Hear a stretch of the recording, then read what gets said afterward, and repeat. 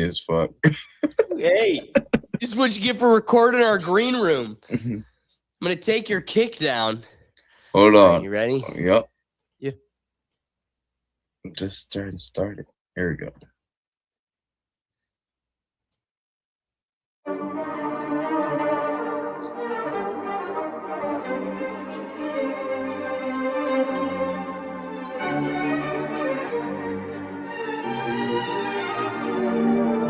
Y'all can hear that chat, right?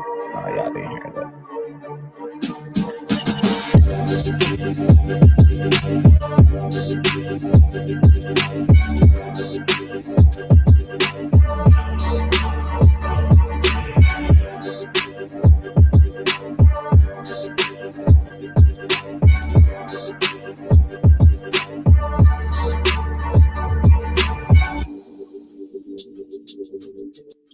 Hey, what's going on, everybody? And thanks for joining us again. We're live. That was a good Happy cut. Tuesday.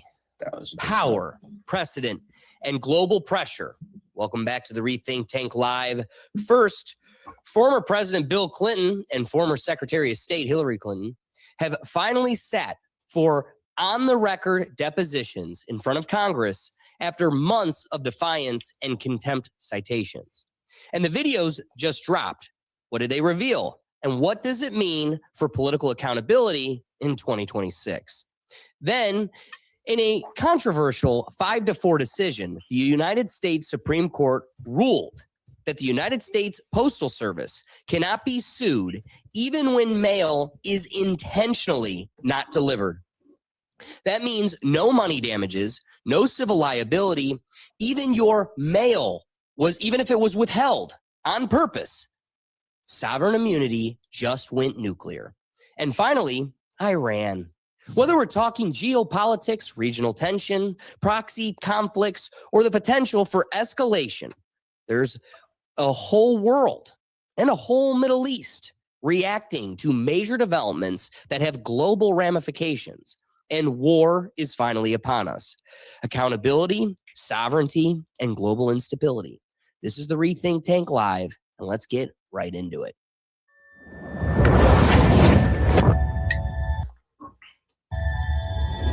Into it, chat.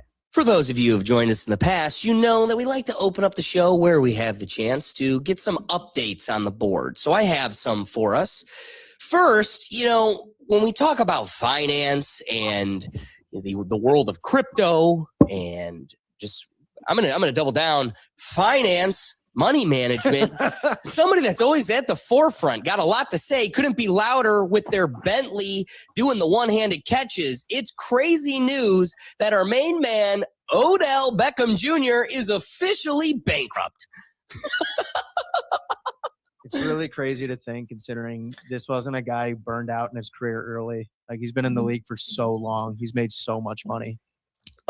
We've made so much money. Will, the heights this man was able to achieve, he has Justin Bieber giving him BJs in the middle of a club, and you're going to be panhandling? He just had his last 2 super luxury cars repoed by the bank, and now he's in like a Honda. Hey, Bro. Those are good cars, man. They get good mileage. So ask him. You know, he's actually a finance expert. That's why he's. I bet you the maintenance is probably a lot cheaper. Some would say. I bet you the mechanism of the logo of you one-handed catching, that one gear, that mechanism messes up. That's expensive. A Bentley? Yeah, he spent all of it.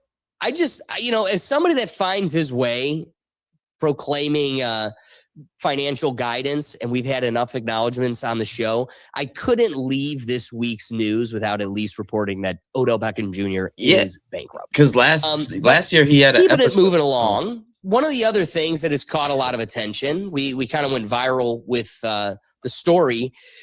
If you all recall, we talked about Pokemon Go and how Pokemon Go tends to what they did was build a geopolitical map or a geo map. And so now any video, picture, wherever you're at in the world, they are able to locate you exactly. It's tough when I explain that for it to really kind of settle in with people on what that means and how this works. So we created a geo map for the powers that be, and I want you to see it in operation. So this is a perfect example of how this is going to work and how we're all cooked for the rest of our lives. Oh, get out of here, old Dale. All right, let's start that over. It is funny to get his face when the kids talk. LeBron James.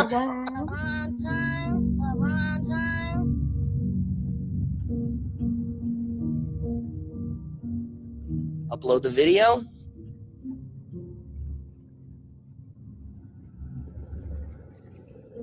And you are right on the street.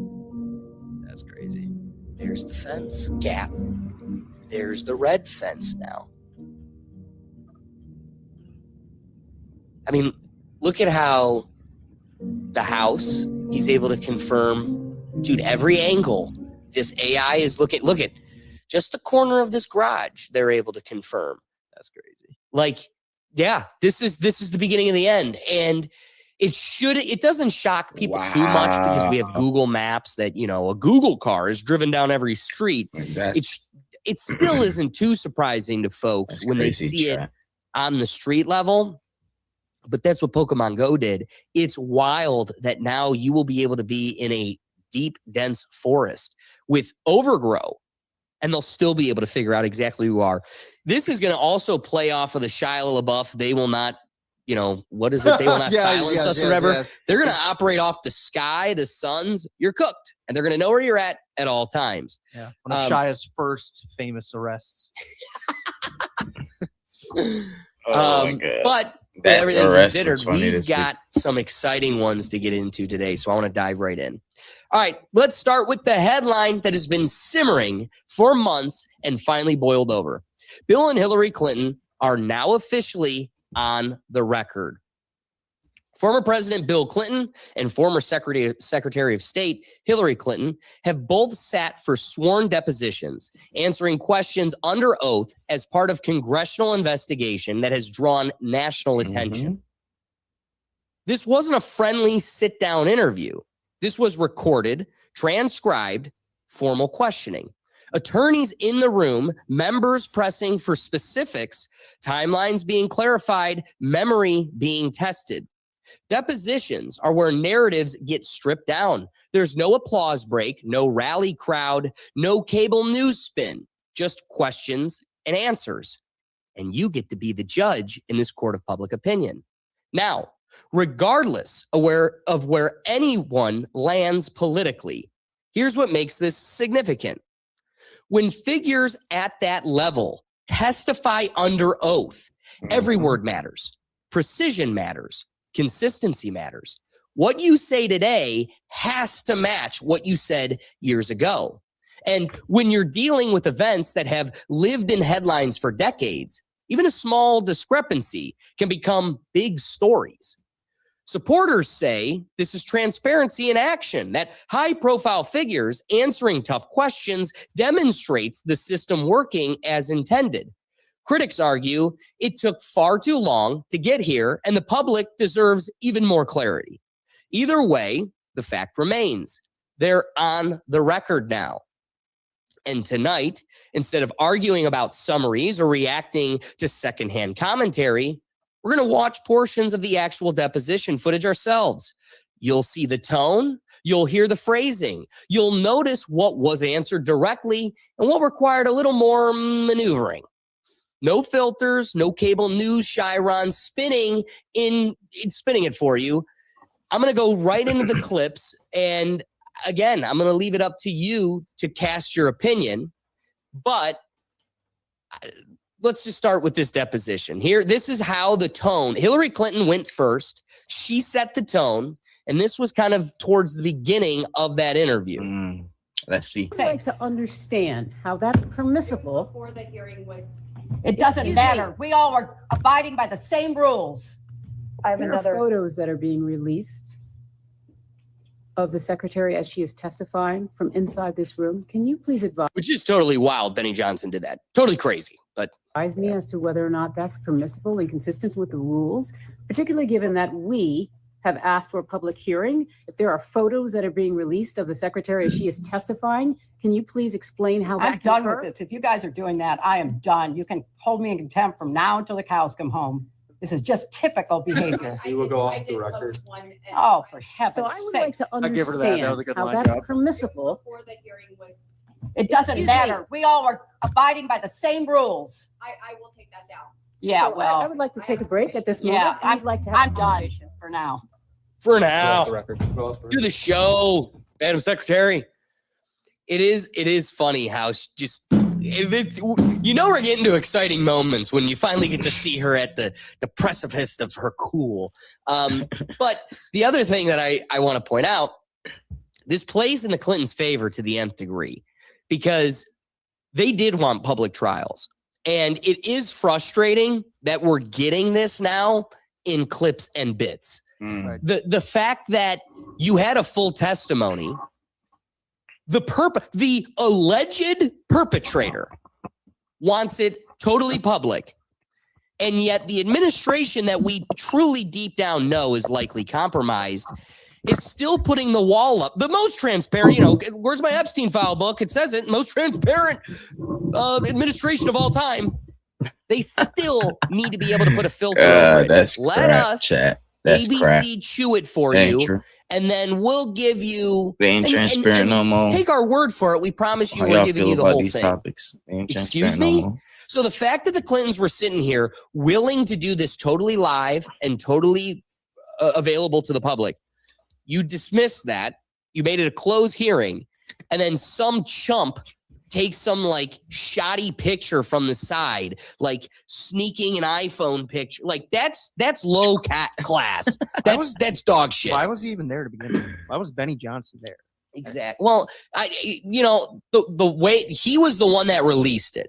So I don't know exactly if he was in the room or if Mhm. somebody in the room sent it to him. I ain't know who But these people even are. then, Y'all know now who these you've got people a are, chat? collection of low-class people that are Right. steering this ship, which goes to show it's a circus top to bottom. There's clowns being interviewed by other clowns, and we're leaving it to the circus to bring us justice. So, yes, the first deposition, which Hillary comes in with a tough, stern tone and really kind of sets the atmosphere for everybody. It is crazy that the interview starts off this way, the fist pounding, the screaming, I'm leaving, they're out. They put a pause. Her representatives now come out to the public and explain, like, because of a malfeasance with the rules, we're taking a break and we may not continue. The beauty is for the public that keeps getting cheated by its representative system. Fortunately for us, it did continue. And this is where we get some really great moments. And again, clips. So we're just doing our best going through some highlights. Are you aware of any files that were on Anthony Weiner's laptop in a Love folder that was titled Yeah, you giggle, baby. Insurance, life insurance. Give me that grin. With a zip file titled Excuse me, Frazzle. I thought Chairman's written- I just want to jump in right here. This is, I'm taking a tweet from Sam Tripoli. If you're not following him, go find him. The fact that Sam really, it's acknowledgeable. When the powers that be are in depositions, sworn testimony, speaking to some of the most powerful figures in the world, questioning about Frazzle Drip, are you going to tell me that denies its legitimacy? I mean, Sam Tripoli's position was, for the first time ever, the government is literally acknowledging Frazzle Drip in the most formal fashion. And you're going to pretend Frazzle Drip. that that's tinfoil hat BS from the undergrounds of Reddit? That was just in Congress. I'm sorry, but just that acknowledgement alone is huge. What's up, Ricky? For the people that's in the back of the door with Frazzle Drip is, what's Frazzle Drip? I don't know if this is the show to kind of launch it down that road. I would say don't Google it. Maybe go to Twitter. Definitely find some stuff on Reddit. What I will tell you, dude, okay, here's what I will say. Something that has changed the route of my path and has committed me to this endeavor. Like, it's bigger than us. Preserving the human hive and fighting for love. The reason that is the only motive is because I am definitely living with a sense of PTSD. The things I've seen in these videos since I was a sophomore in college. I mean, this is how real it's been. When you see it, you can't unbelieve it. It's so very real. And I will say, coping mechanisms moving forward, you try to bury these things, you live with these things. It is crazy living down the Epstein files, digging through them and investigating, putting these pieces of the puzzle together. I saw one video like 2 weeks ago that literally broke me. And it's a child bolted to the grass ground as Epstein is using a glass, like magnifying glass, and burning the child. The reason they do that is because they want adrenaline in the blood. Now use your imagination with what they're doing with the blood. But that's what Frazzle Drip is it's essentially the process of adrenochrome, right? Another thing. We've totally tanked the episode right off the bat because we're talking about these things. Okay. But it's vile and it's real. And it's just now it's on the record in a congressional hearing with one of the most powerful American figures in our history. It's crazy. That's huge. This isn't a nothing burger. This is legitimizing everything people were ridiculed for. And that isn't because they wanted to be right. Nobody wants to be right in this situation. Boy, wouldn't you love to be duped by internet fantasies, because then that means this harm isn't real. But the reality is this motivation is so steadfast because every day we're faced with the confrontation of how real it truly is. Okay. With that being said, I get it. anything else? Now. I got it. All right, let's. And don't go Mr. let Chairman's ruling. This Is is this way within the outside scope? This Is this within the scope, Mr. if Chairman? the chairman rules that it's not. What within the isn't scope, I have within the another scope? Based on question. what you Seriously. Especially when the files are talking about Pizzagate. They're talking about it literally, and especially not to legitimize Pizzagate, because it really isn't totally legitimate. It's got the frames of legitimacy.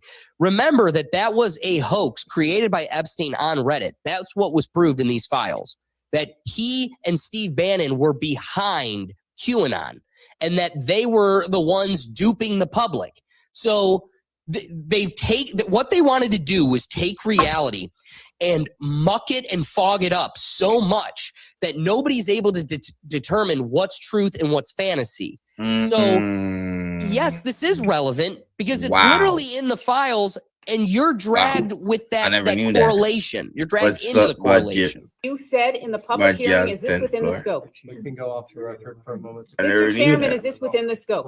We'll go off the record and can talk. Off record. That's it. We could go off record and talk. Viewed any 2025, 2026 Epstein files that were released that you believe reference or relate to those specific 2016 claims regarding the Podesta emails, Comet Ping Pong Pizza used as code possibly?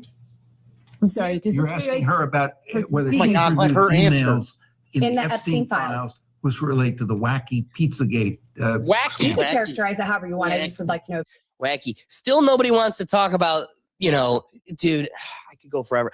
That guy who owned Comic Ping Pong is such a vile human. So again, a significant political figure is associating with a psychopath, even if they're not doing crazy shit in a basement that doesn't exist in that pizza shop. It doesn't take away from the Instagram that the FBI had to scrub and the correlation between her and the pizzas that they were supplying each other. He needed to be She's familiar with any of them. So your question is about whether or not she has reviewed any emails in the If your Epstein name is in the release file. files about Pizzagate. Correct. Your name is in the file. You need to be deposed. Pizzagate was totally made up. It was an outrageous And possibly jailed. allegation that ended up hurting a number of people, that caused a deranged young man to show up with his assault rifle and shoot up a local pizzeria. the perfect think tank trigger terms, by the way. Hit every box. Mhm. Assault rifle?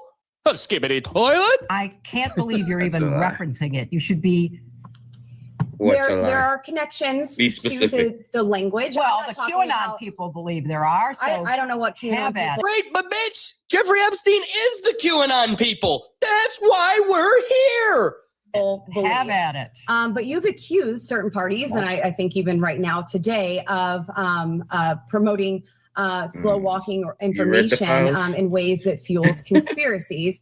In your view, did any Epstein All of this shit Maxwell is crazy. related investigations or file handling pre or post 2019 contribute to or intersect with the spread of Pizzagate style theories about Democrat figures? Objection. I have no way of answering. That is the Possible most speculation. ridiculously.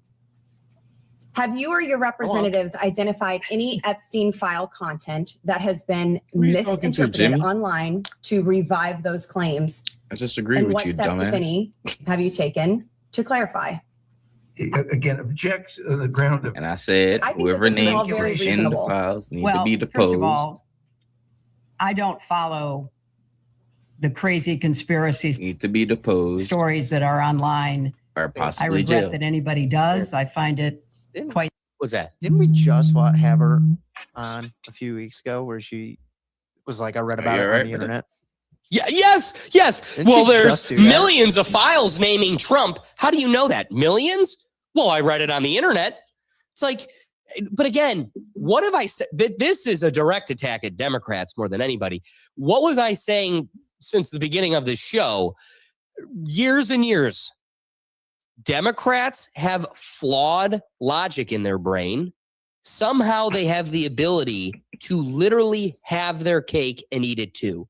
It is the most Jimmy, you're tripping, amazing bro. conundrum where everything they believe is an You're looking to trigger oxymoron someone. I and think a you're triggering direct yourself. contradiction with the exact opposite belief that they also hold.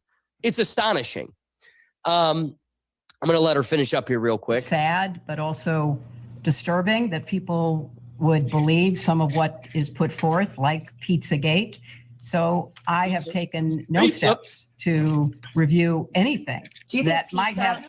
Why is ignorance a valid defense anymore? Like, this goes to the boomer parents in our lives, If you watch our to show, literally talk the about powers Trump. that be that Fuck, are worth like, quadrillions he's of in the dollars house, making our like, decisions. he's a weirdo. At this point, Like, what is Jimmy talking the about? stakes are so high. Children, by the millions, the stakes are so high. And again, we haven't even this dialogue, we didn't even get to see if it got into the weird shit you're doing in Haiti and everything else. When you have all these loose ends that are incredibly I don't know, doubt worthy. Why do you get to plead ignorance? Why do you get to say, oh, I don't look into that? Well, it doesn't matter. You're the most powerful person in the position anymore. So at some point, we need to hold them to that standard. Any connection to something which I think is totally bogus. Bunkus. But it's all totally bogus. All bunkus. So there's one more clip I want to bring in here that I'm going to end on what I think is probably the crowning jewel, the thing that brings probably the most value from Hillary's deposition. But first, before I get to that, I can't tell if this is a part of the same clip or not. Photos of your husband in a hot This tub is laying not- on a beach and getting massaged by other women, and you knew that Jeffrey Epstein was involved in some of these trips and these things. Did it concern you at all? I'm here not to offer my opinions. I'm here to answer specific questions to the best of my When ability. you saw your husband in these photos with a young woman being massaged, what went through your mind? I am not going to speculate. You didn't have any feelings Ooh, about someone young got good women memory. massaging your husband. Love it. I am not going to offer opinions or speculation about. You got good Anything memory, that- brother. Here's what I'll say. I don't care if we get anything of value from this line of questioning. What I'm psyched about is that one of the most powerful villains in our world has to sit through this. Dude, Like, live it, resonate in it, Marinate. I'm thinking of it. She's made an entire career out of being a corrupt politician while also simultaneously making a career out of talking and answering questions poorly about her husband's infidelity. In For almost many just as chapters of long. her life. Yes, for almost just as long as she's been a political player, she's been having to answer questions like that, and it's still not going away.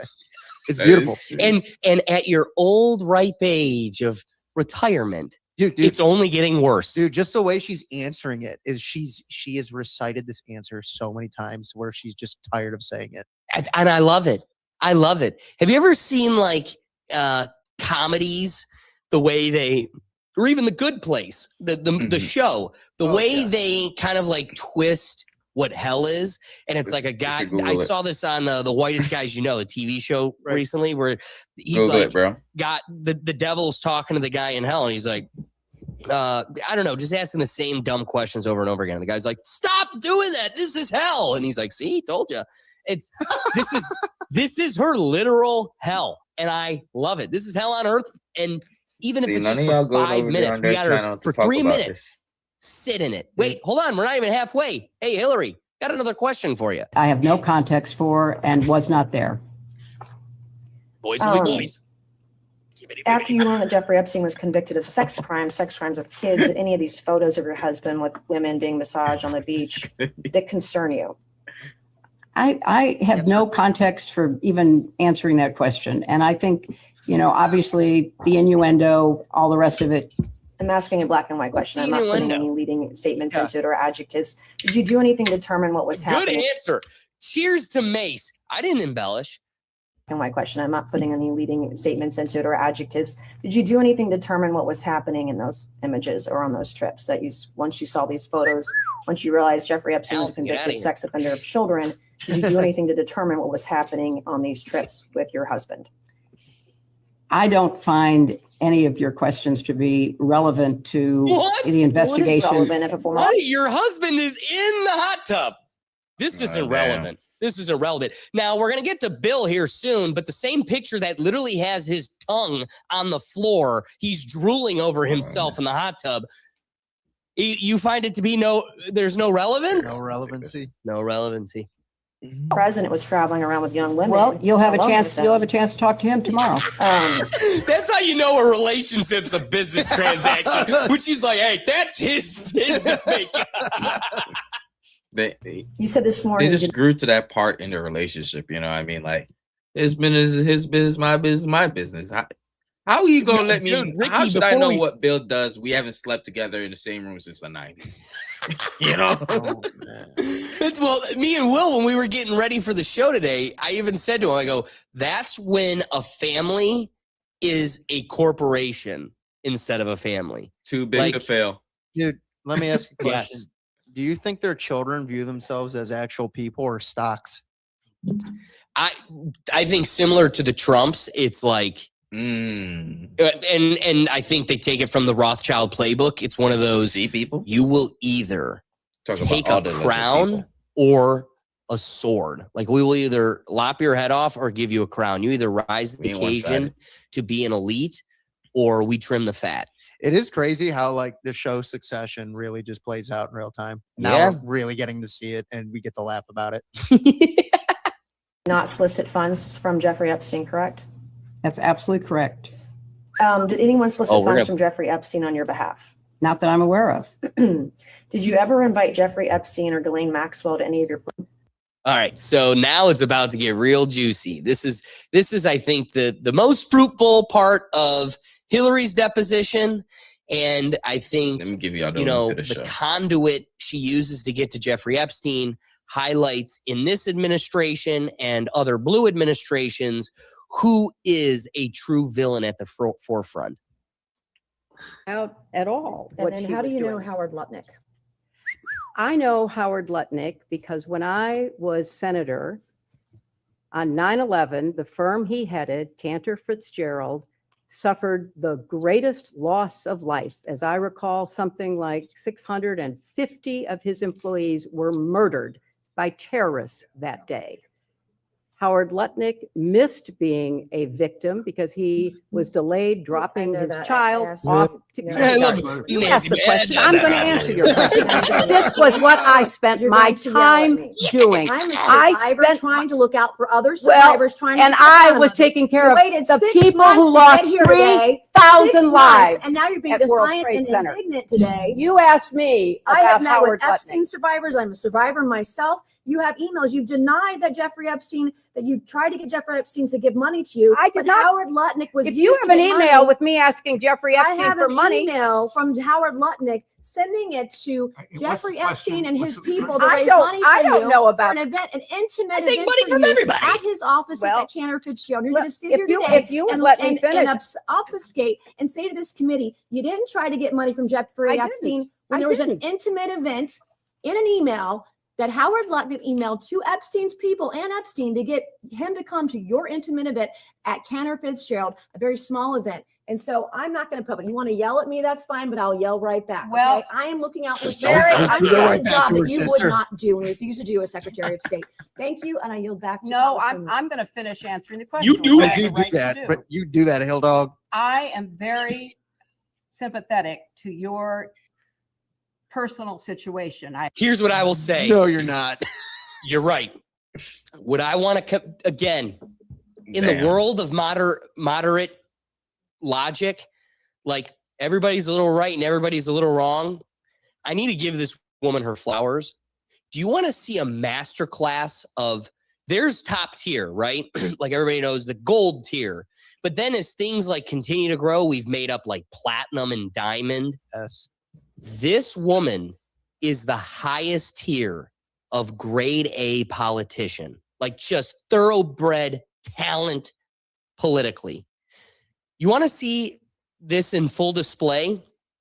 She caught herself losing her cool, getting in a shouting match because we definitely struck a sensitive nerve. And the way she is able to absorb and deflect on, watch this, the way she gives her flowers to Nancy Mace of, listen, I recognize that this is an admirable pursuit. I stand with victims, but shove it up your butt. It's like, whoa. Wonderful, wonderfully done, ma'am. I am very sympathetic to your Why don't they get personal situation. I have up read about there? it. This is I have seen you ridiculous. testify or speak on the floor about it.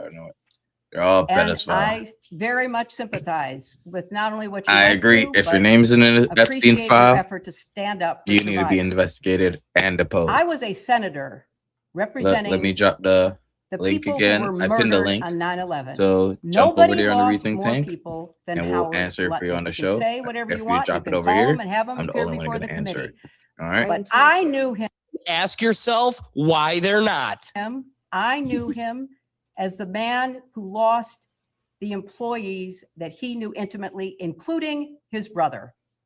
And he was a So double I threat between work- you and Let her Jeffrey finish Epstein her raising answer, money for please. you. Let her finish her You answer. know what? She is a great actress. If you don't want to hear Let me show what you the emotionally comments. affected me, I can that's pin fine. comments, you know. But that's why I know Howard Lutnick. I went to the memorial service every 9/11 after the formal service was I held. see what you're with doing here. all- and you're with obfuscating. all of his I don't see people, any of y'all over family, there You and Jeffrey commenting. Epstein Come on raising now. money for you. Well, you know, Howard Lutnick and I did Thank work you. I will together now yield because to we you. had a lot of victims. Thank you. Melania is an took care of, immigrant and we too. worked So together Trump to hate on the rebuild immigrants. His own Downtown wife is a fucking Manhattan. That immigrant. is how I know Howard Like, Lutnick. This is facts too. What a patriot. She's a great Fine, politician. Quite literally. I mean, it was a moderately long deposition. I think it was like 2 hours or so, but you know, there were some fruits, but not enough for it to be impactful. If I could boil it all down to really one clip, this is the whole deposition in one short clip. Behavior. We will go off the record. Oh, for heaven's So I would sake. like to understand how that's permissible. It doesn't Excuse matter. me. We all are abiding by the same rules. I will take that. Yeah, I well, would like to take a break at this Yeah. I wish they got like I'm fire done come out of her mouth. Go Go off the record. off the record. This is out of We're left off the field. record.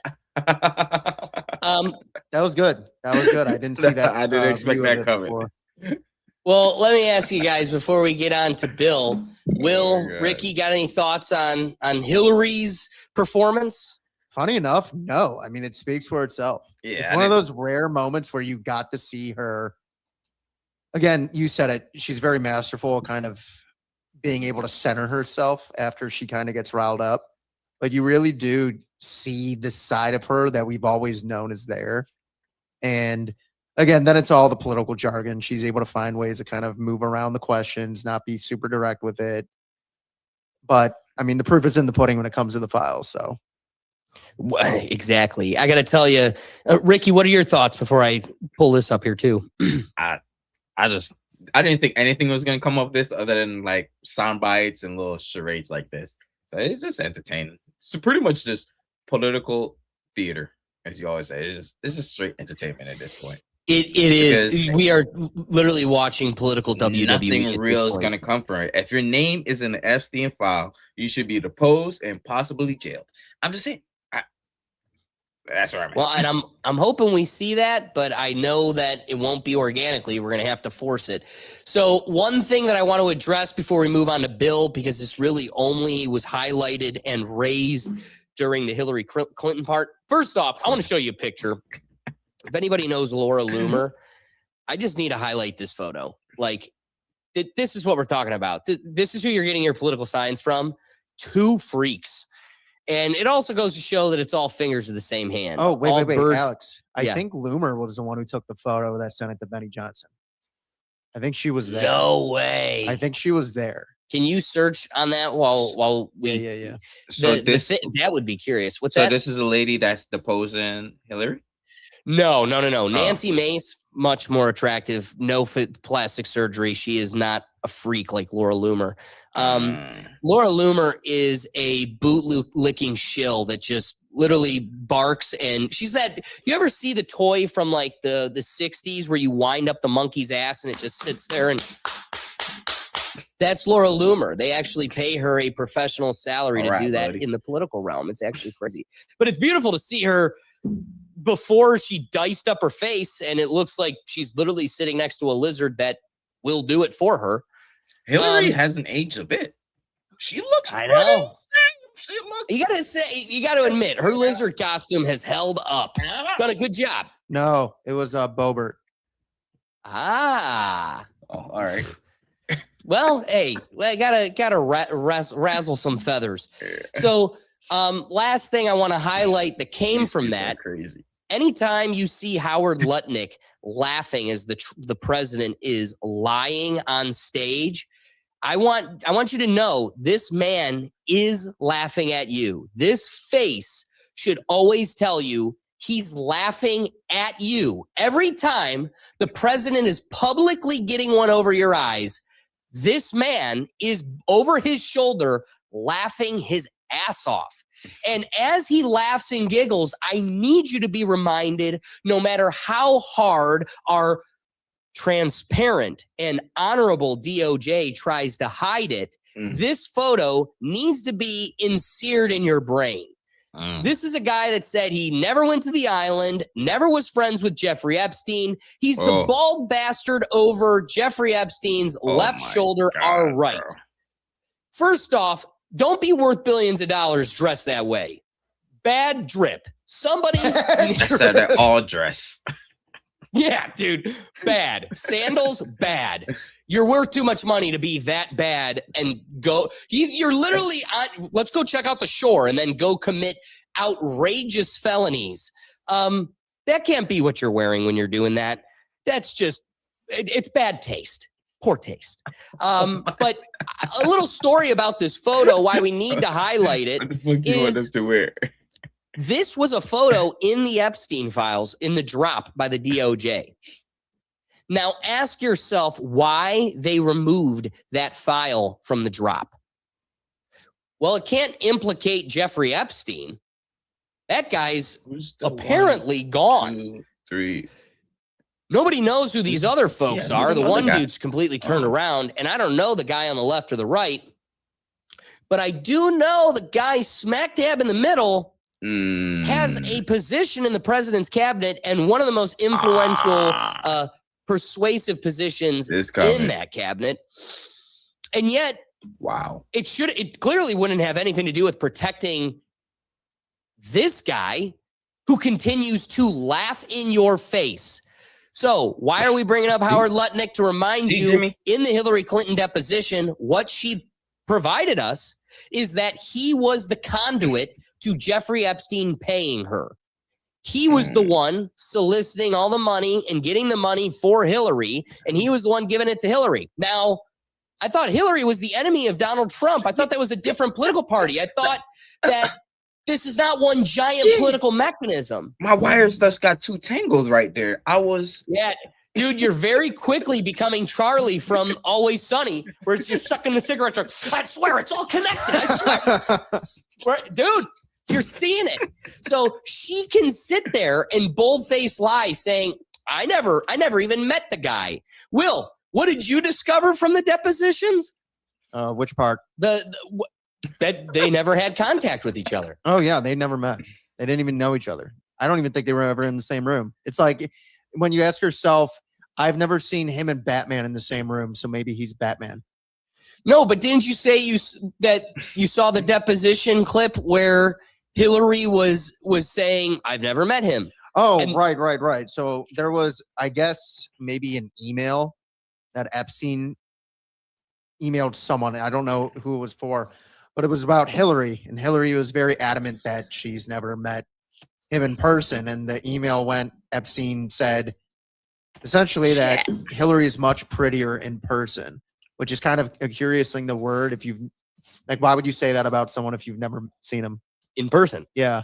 Like, how would you know that? Right. So again, keep catching the tiger's toe in the trap, and yet we have no system of accountability, so it continues to slip through.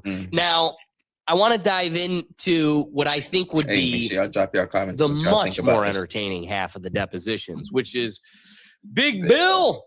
Big Bill. Good Bill. Big Good Bill. Bees. He's done nothing wrong. It's been So- a while since Bill's made good television.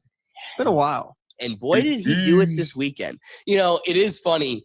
We're going to be getting into it here at the end of the show, talking about Iran. But Will pointed out as we were prepping for the show, how funny is it that World War III is tied as a trending topic on Twitter and on the internet with two individual humans? Like Bill Clinton, Hillary Clinton are trending at the same degree as World War III. That's wild. But anyway, Bill, got anything good One for us? Nation gonna start World War Testified in the Epstein cases that Epstein Look at said, that face. you quote, like them young. Why would Epstein say Damn, that bro. about you? Are you asking his opinion? Put some glasses on, man. Dog look tired. Yeah, I don't take a nap. Asking him to think about why Mr. Epstein would say Correct. something Why would, about him? why would Epstein say that So about she's the asking you president? to try to be in Mr. Epstein's mind and guess at what Mr. Epstein would have thought about. First of Clinton all, likes them young, referring to girls. Dude, wait, pause. Oh my God. When she said that, his eyes went up going like, oh. Dude, when I first saw this, I'm like, this is Christmas. Yes. This is literally Crazy. Christmas. Again, I know that I'm not going to get the truth out of you. I've seen a courtroom where they ask the murderer, what were you doing on that day? It's like, I know I'm not getting the truth, but boy, is it entertaining to have you in the hot seat. The eyes gave it away. His eyes going up like that was the most like, I've said that. I don't know if he heard it. These niggas. first of all, Take your time. that's not true. Hey, make sure y'all What's like not and true? subscribe, That I have any please, and things. Say it. Like and subscribe. interest in underage, I didn't say underage. I said young. Yeah. but it's still not true. Still not true. Is an intern yeah. young? I like them old biddies. Have you seen my wife? Yes. Okay. At my age, Did- anybody younger than I Did am. you is know young. Jeffrey Epstein? So wait, then you don't like anyone? What do you meaning? So right at the end, he goes, anybody at my age, anybody younger than me is younger. It's like, okay, so do you like a 75-year-old? Do you like a 65-year-old that's still younger than you? Instructed a witness to deny you were ever on his island? Here's what I'll say. My grandpa who came over here on a boat, he may never have, family of goat herders from the Mediterranean. They'll never have the money these people have. But you know what I can say? In his dog days, when he's just like, kid, let me tell you. Like His ass was never in this chair. Join us on And Everything you know what? Tank That if you want should to say comments to enough. be shown on their show. That says it all. My show. I love my papu. He didn't have to since I was never there. Did you ever travel to Zorro Ranch? You're crazy. Is that the one in New Mexico? Yes. No. Okay. Have you ever How'd you know flown that? on anyone else's private jet? Right? Hold on. Let's go. Real quick. Ready? Is that the one in New Mexico? Did you ever travel to Zorro Ranch? Is that the one in New Mexico? Yes. No. No. Okay. So what does it tell us? There's more. And which one were you thinking about? Yeah. If it wasn't Zorro Ranch, which one were you riding them, cowboy? Dude, he didn't even hesitate. Didn't even hesitate location. Hey, Nope, Josh, not that No, one. not that one. Subscribe. Not that one. Don't ask about the And $50 like. million Right, mansion Joshua. in New York he got for free from Les Wexner. That's a different. Oh no, George Subscribe and Soros. like That's my a different. Appreciate you. But you didn't ask it. That's a you problem. Join us Okay. over Have there you on ever their flown channel if on you want your anyone comments to else's be private shown. jet 26 times or more for overseas trips? I have flown as many miles on other jets, but never with as many stops. How many other people's planes have you used, like Your answer? Epstein 26 times or miles, etc.? I don't know. I did with Steve Bing, who's now deceased, and probably with 4 or 5 others. Okay. Interesting. So maybe about a half dozen billionaires total. So See, you named one who's deceased and like 4 or 5 others. What's the rest of the group, Bill? What was the group chat name? Who them Michael boys? The St. James Boys? how many dinners did you have with Ghislaine Maxwell or Jeffrey Epstein in What's this supposed to attendance? mean? That fight. She's Or are you asking guys the gonna best do of your something with I that? have no idea. Yeah. Okay. Did you What ever is this supposed discuss to mean, sexual bro? misconduct allegations made against you with Epstein or Maxwell? Never. Did Epstein or Maxwell ever offer to help manage or silence women who made sexual misconduct allegations against you? No. Did Epstein or Maxwell ever offer financial support directly or indirectly to legal defense funds related to impeachment proceedings or civil actions against you? Not to my knowledge. Do you think a young girl massaging a president is unusual? So are you asking his opinion? Well, he You're was asking his massaged by a young woman. I'm asking if he thinks it's unusual that a president, sitting president of the United States, leader of the free world, that So it's I'm sorry, unusual. a are you young woman speaking would be- Are you talking to the instance of Yes, is it unusual that the a young back woman would be massage massaging that occurred while he was not president? I'm just trying to understand. You said a president of the United States. former president? Thank you. Just trying to make sure. Oh, yeah, no, Correct. you You're are proper. You're right. I'm glad. I'm glad she was there to let her know. Nuance is key. I'm afraid- Filibustering? No, I don't need to. I'm actually trying to make I sure think that I'm as pretty you. clear. He said he You was said he was a sitting president. Bill is in the Oval Office getting massaged by You said a Mike. sitting through all the president. I want waters. you to be clear so that when he answers former you, sitting the president. How record do is you want to clear. do it? Is it unusual? Crazy. I have Objection no calls idea for- if it's unusual. Objection calls for speculation. I figured. Did you ever think that all these women around Jeffrey Epstein or Ghislaine Maxwell was Oh odd, my unusual, God. weird, or creepy? Womp, womp, womp, womp, womp. A, B, C, or all the above. There weren't all that many around when I was there. How many would you say is not all that many? I think that on this big plane that was working long hours, having 2 to 4 people on there, I thought was, as far as I knew, they were all helping. Flight attendants in tank tops and jeans, right? No, Do you believe you were No, I didn't like that part. That was the bad part. a victim of a Jeffrey Epstein intel operation? Do you think that you might have been like caught up in some of what he was maybe potentially doing? Excuse me, Congressman, which question are you asking? I'm asking. Intel operation? first of Well, I don't Some type of intel Welcome operation. to the I'm just conversation. curious because it's been speculated on today and yesterday understand. that he may have been an intel asset. Do you think, perhaps knowing what we know now, the proclivity of it all, that he may have been targeting you as part of an intel operation? I doubt it. I doubt it. I had no influence. Who the hell was I? Because they're all 2019, you compromised stated already, after bro. he Was that Ricky? They're all compromised already. Once you're in the office, you gotta go touch the wall. Oof. Alex, what did you say about the He light is bulb right. before the show? Copper light Like, bulb? it's over. What do you mean? Oh yeah, I mean, what do you I'm mean? scared of Like Israel. you're just association. Yeah, that let's place. bring it back to I'm sorry. when Like, you're the there's two conduit to conspiracies criminality. that's going By on. what do I They mean came by out to be that? true. And Hillary there's one Clinton gets to conspiracy say, "Oh, I that didn't America touch don't the run light America. socket." The light socket to be being true. Jeffrey Epstein, I'm just saying. electrocution. I didn't touch the Too light many socket. voices out there. Okay, but there's a copper wire coming out of it, and you touch the copper wire. That's what I mean by him being a conduit to this criminal world. Yeah, you didn't touch Epstein directly. That's part of the mechanism. Look at Les Wexner, who testified before the two of them. The fact that this quadrillionaire who's running Ohio gets to sit there and go, whoa, did I sign over entire as I power of said the I attorney so word, this criminal could do all the views all dropped. this behind my back with my My money bad, and my bad. power?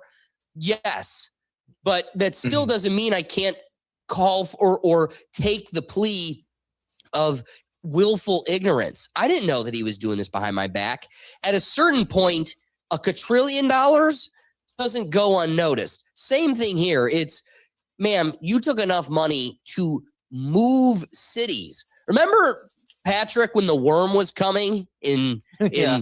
the SpongeBob. SpongeBob world, Bikini Bottom, which is also Jeffrey Epstein's address, but we're going to save that rabbit hole for another day. Did you know that? No. Did you know that? That SpongeBob's driver's license in the episode where he gets his driver's license is literally Little St. No. James Island, his address. No, I did not. know. Yeah, I now did you not. motherfucking do. So That- now you know why the What? town's called Bikini That Bottom. is fucking So anyway, getting back to crazy. Patrick, what was his plan? Yo, To save us from the worm, that's we're gonna crazy. push the city. We're gonna move the city.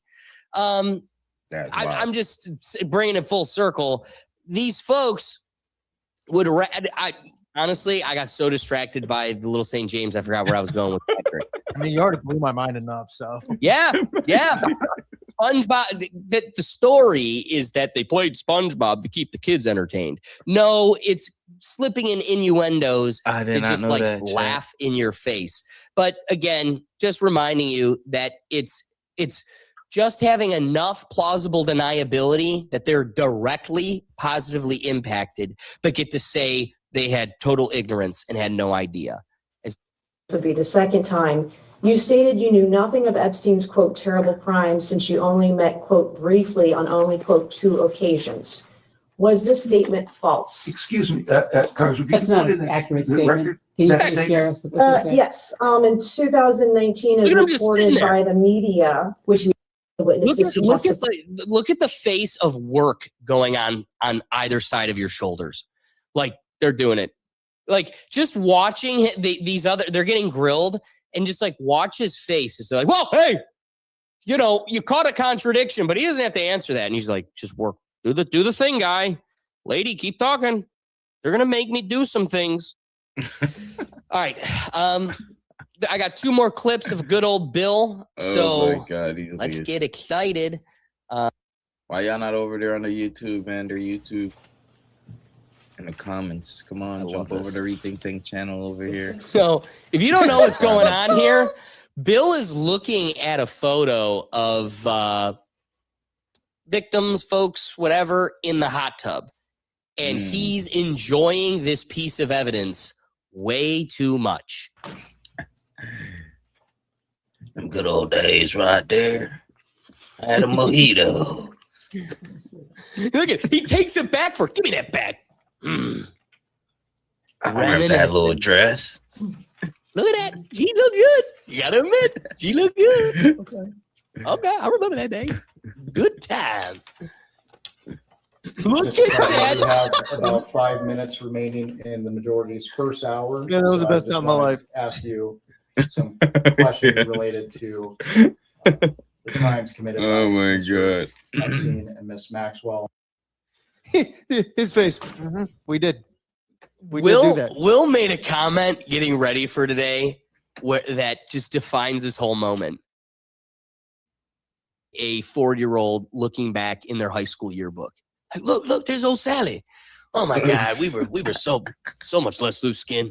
It was a tighter day. The way he grabbed that photo was, oh my God, I haven't seen a photo of her in years. Yes, thrilled. Look at that. Look at You it. probably was like, I wonder what she look like now. Glory days came back for a brief moment.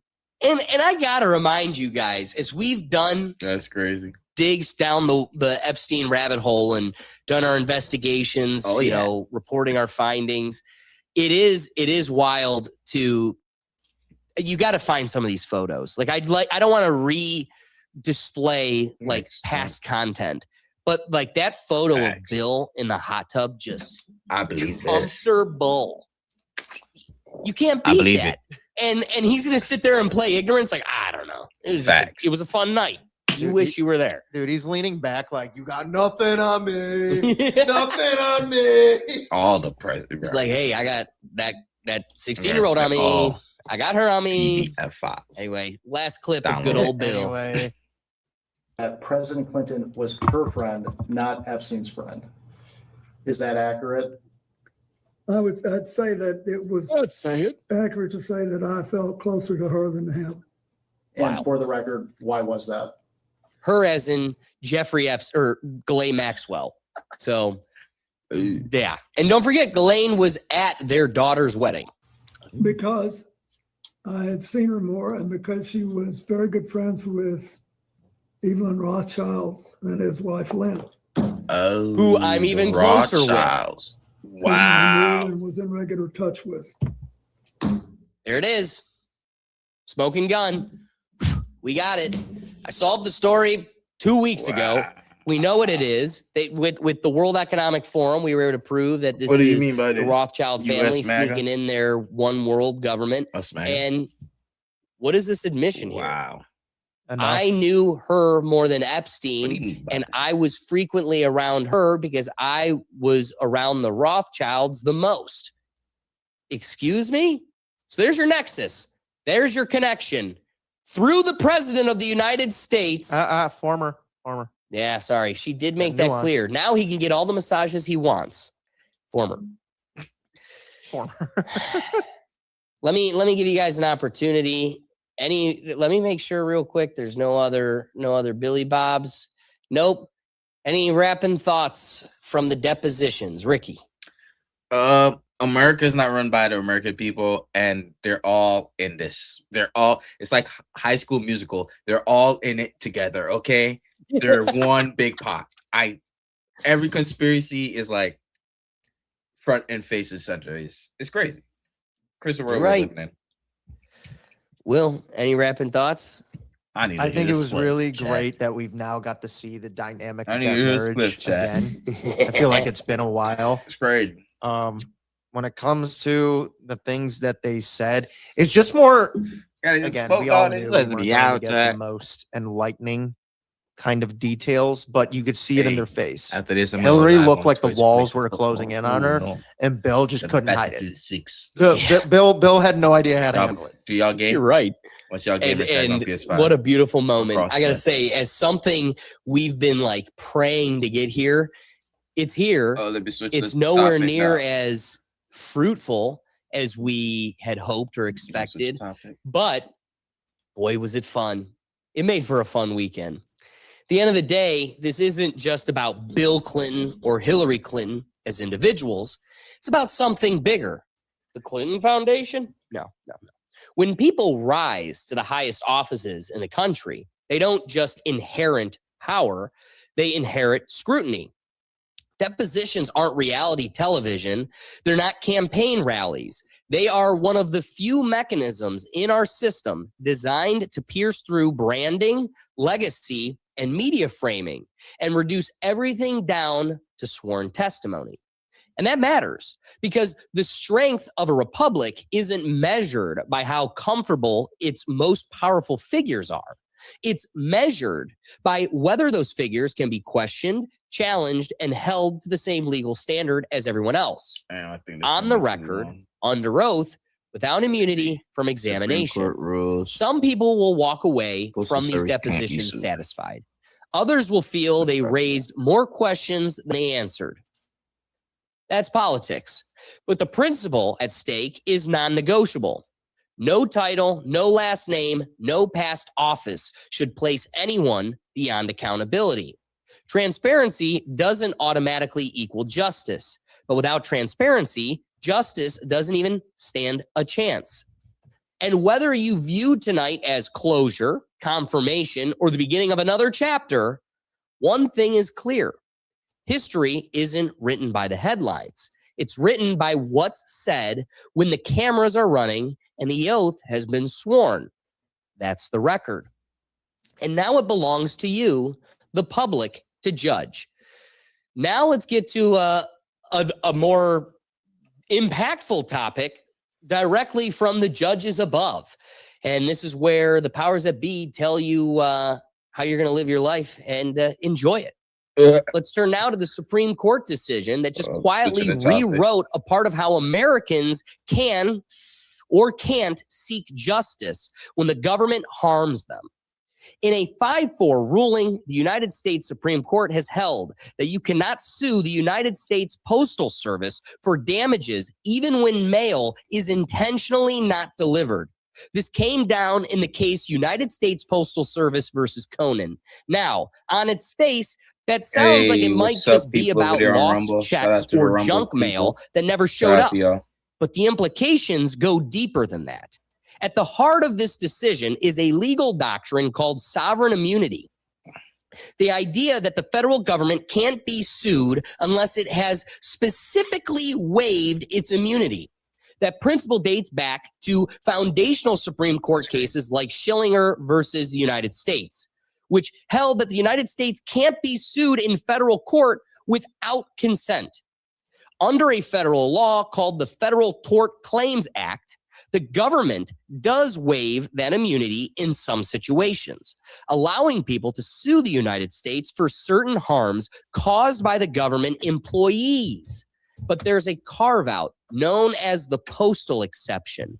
The government retains its immunity for claims arising out of loss, miscarriage, or negligent transmission of mail. In this case, a Texas landlord named Labine Conan sued after postal workers allegedly refused to deliver her mail and her tenants' mail for roughly 2 years. Conduct, she said, included racial prejudice and resulted in financial harm. She tried to recover damages under the FTCA, arguing that intentional non-delivery went beyond mere loss or miscarriage. But the Supreme Court majority, in an opinion authored by Justice Clarence Thomas and joined by Chief Justice Roberts, Justice Alito, Kavanaugh, and Barrett, said that loss and miscarriage in the statute include intentional non-delivery. They looked at how those terms were used when the law was passed in 1946 and concluded that Congress didn't limit the postal exception only to accidents or negligence. To the majority, that means the Postal Service enjoys sovereign immunity even when employees intentionally withhold mail. In the majority's view, broad immunity here prevents floods of lawsuits tied to everyday postal issues, preserving the stability of the mail system and limiting costly litigation. This is crazy. On the other side of the aisle, I have one Justice Sotomayor, joined by Justice Kagan, Gorsuch, and Jackson in the dissent, strongly disagreed. They argued that the statute's exception was meant to cover negligent loss or delayed delivery, not intentional misconduct.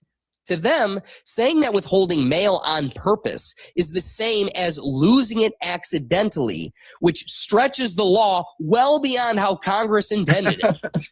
The dissent warns this interpretation crazy. shields intentional wrongdoing from Sometimes accountability. I love this dude smile. So legally out there. speaking, the court didn't say the Postal Service can't be held reasonable or Are you feeling today, Ortiz? internally or ethically held responsible internally. Or I ethically. didn't see yesterday It on said the Twitch. under current law, I was you watching can't Drewski. sue them in federal court for money damages We have over one new one. intentionally undelivered mail. We have That immunity Jumbotron in that applies bitch even now, if Ortiz. harm We is have Mutombo deliberate, and Jumbotron even if in it that results bitch, in bro. lost income, missed Jumbotron is medicine, crazy. or other serious consequences. This was a close decision, 5-4 split, right down the middle, showing how sharply divided the justices are over how like to this. interpret sovereign immunity and the reach of its existing statutes. It highlights a fundamental tension in American law. Do we interpret government immunity broadly to protect public functions or narrowly to protect individual rights when the government causes harm? Because at a time when mail still matters for ballots, legal notices, checks, prescriptions, and documents that have real consequences in people's lives. Thank you. This decision means one thing clearly. No, not Twitter. If your Twitch. mail Oh, you don't isn't have Twitch? delivered, Oh, I even got you, bro. intentionally, I got you. your only remedies lie outside suing the Postal Service itself. And in an age where trust in institution is already strained, that's a ruling with real weight for everyday Americans. On its surface, Will, what do you think before I kind of develop that a little further? I mean, no, I love it when the Postal Service is outside the law jurisdiction. I think that's amazing. Especially when the Postal Service has become such an utter failure. Like, we at the internalized that it is an unreliable resource. However, it holds very real ramifications with service. So now people are going to, it becomes more costly. You got to do certified service or certificate of service and or certified mailing, certificate of service. You do these different variations. It costs more and they still aren't having a higher success rate of delivery. I mean, at that point, these people that let's say it's you're doing an eviction, like that's not that person's first eviction. And so they know what they're looking for. And they'll make sure you never get service. They're never answering the door for that postal service. And now you can't get delivery or service. Now you can't go forward with your hearing. So it's causing all these complications and knots. Ricky, what do you think? I got a question. So what if they're not delivering my mail for 3 months and I got selected for jury duty? Can I go to the judge and be like, hey, I ain't show up because I ain't get it, or I'm gonna be issued like a warrant or something, a bench warrant? Well, and here's what I'll say: like our court, you're not really gonna get a warrant, but at a certain point, we were getting really desperate as COVID let up, getting people to show up for jury. So a thing you could do, it was never implemented, but a thing that could be done is sending bailiffs to the juror's house and being like, it's time to go. Okay. You're coming. Yes, you could be under contempt. Yes, but it's a bad political look. Judges try to avoid it. You're often not going to see it, but a higher court, you definitely will. So like if you get called down to the county or you've got like federal court, I'd show up. But it's you not can't worth show up risking if you didn't get your mail that the federal government said yes. It's not their fault. Circling back to your point, I want you to see how severe this decision is. When it gets, what they decided is if it gets lost and you have real damages, so you don't get your medication and because of diabetes, you lose your foot, or, a judge puts you in jail for 2 days because you didn't show up for jury, you didn't get your notice. That's a damage that literally you go to law school, you could take a damages course and the whole course is based on like, if a guy dies, this is how much the courts have kind of valued a human life at. If you lose a finger, this is kind of what a finger is valued at. If you had emotional distress, this is what that's valued at. And damages is literally a course that kind of scripts out how case law has valued all of these types of things. So there is a damage value to losing my foot because I didn't get my diabetes medication. There is a damage value to me sitting in a jail for 2 days.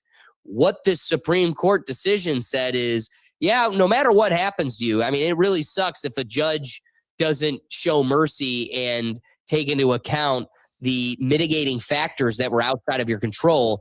Wow. You definitely can't collect on damages with us. And judges also have immunity, so you're also not getting anything from them. Wow. So you're at this point where they just created a situation where the government can intentionally, before it was accidentally, like, oh shit, did we lose your jury notice? Sorry, you sat in jail for 2 days. Can't sue me. Now it's, I want to get Ricky in trouble, and I crumple it up and throw it away. You still can't sue me. Ha ha. That is just Love it. effed all around. Yeah. You know what's crazy? As I was getting prepared for today's episode, it took me back to Kavanaugh's hearing when he was being sworn in and the Democrats were against his swearing in.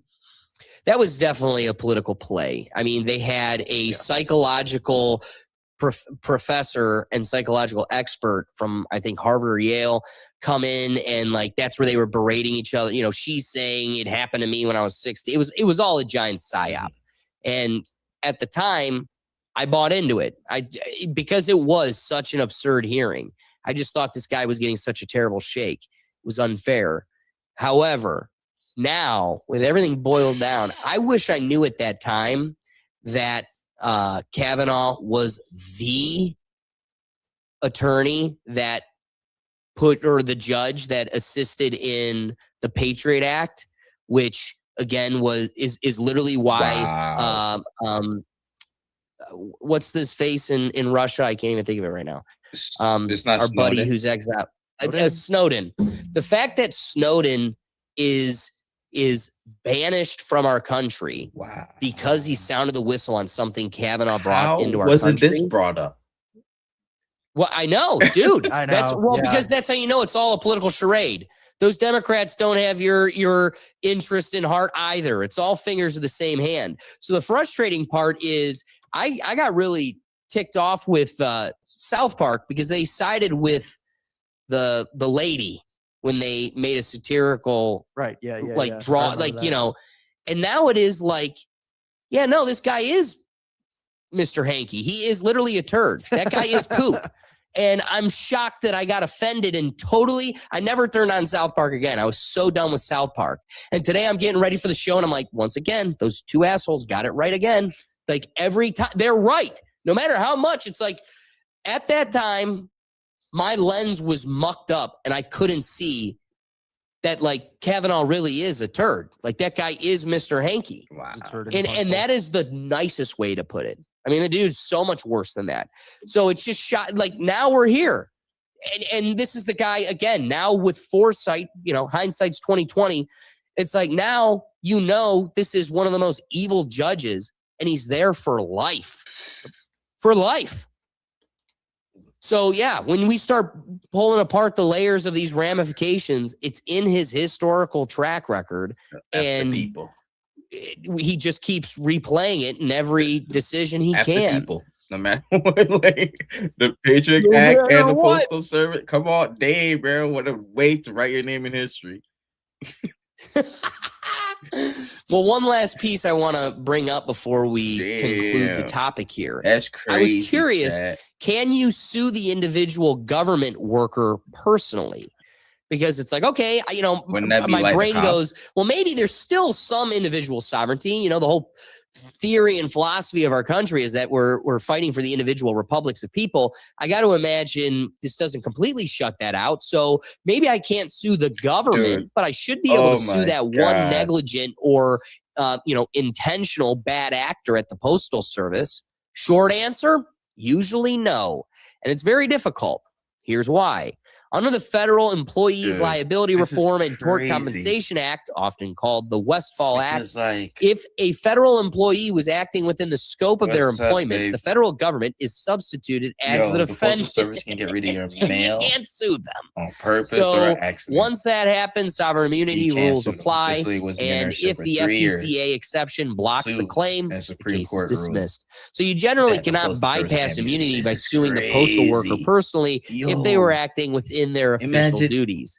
There are Dude. limited exceptions if the employee There's some acted bad outside the scope actors of out here, employment. right? You may attempt Like, a personal there's good people, lawsuit, remember. but courts You pissed interpret them off one scope time, very they ain't broadly. getting you a shit. If the And conduct there's no violated a repercussion for them. clearly established They might constitutional lose their right, job, a but, plaintiff like, might attempt what's known as a damn, Bivens claim. that is However, the crazy. Supreme Court has You can't even sue dramatically cops. narrowed You Bivens can sue the action police department. in recent years, and courts are reluctant to extend them into new That's wild. areas, especially postal operations. That's wild. So practically speaking, if a postal worker intentionally withholds mail while performing their job, the individual employee is usually shielded just like the agency. Dude. That's what makes the immunity doctrine so powerful. It doesn't just protect the institution, it often protects the individual Hey, my acting love, within how it. you doing? So, Listen, yeah, cooked in every angle you try to cut yeah, it. bro. Because like you can sue the city, you can sue the police department, you can sue the freaking officer if he doesn't have qualified immunity. Like that's a whole nother thing. But like, if you pissed off your postal person and they're just like, "Fuck you, we ain't coming back here." Your dog pissed them off once, bro.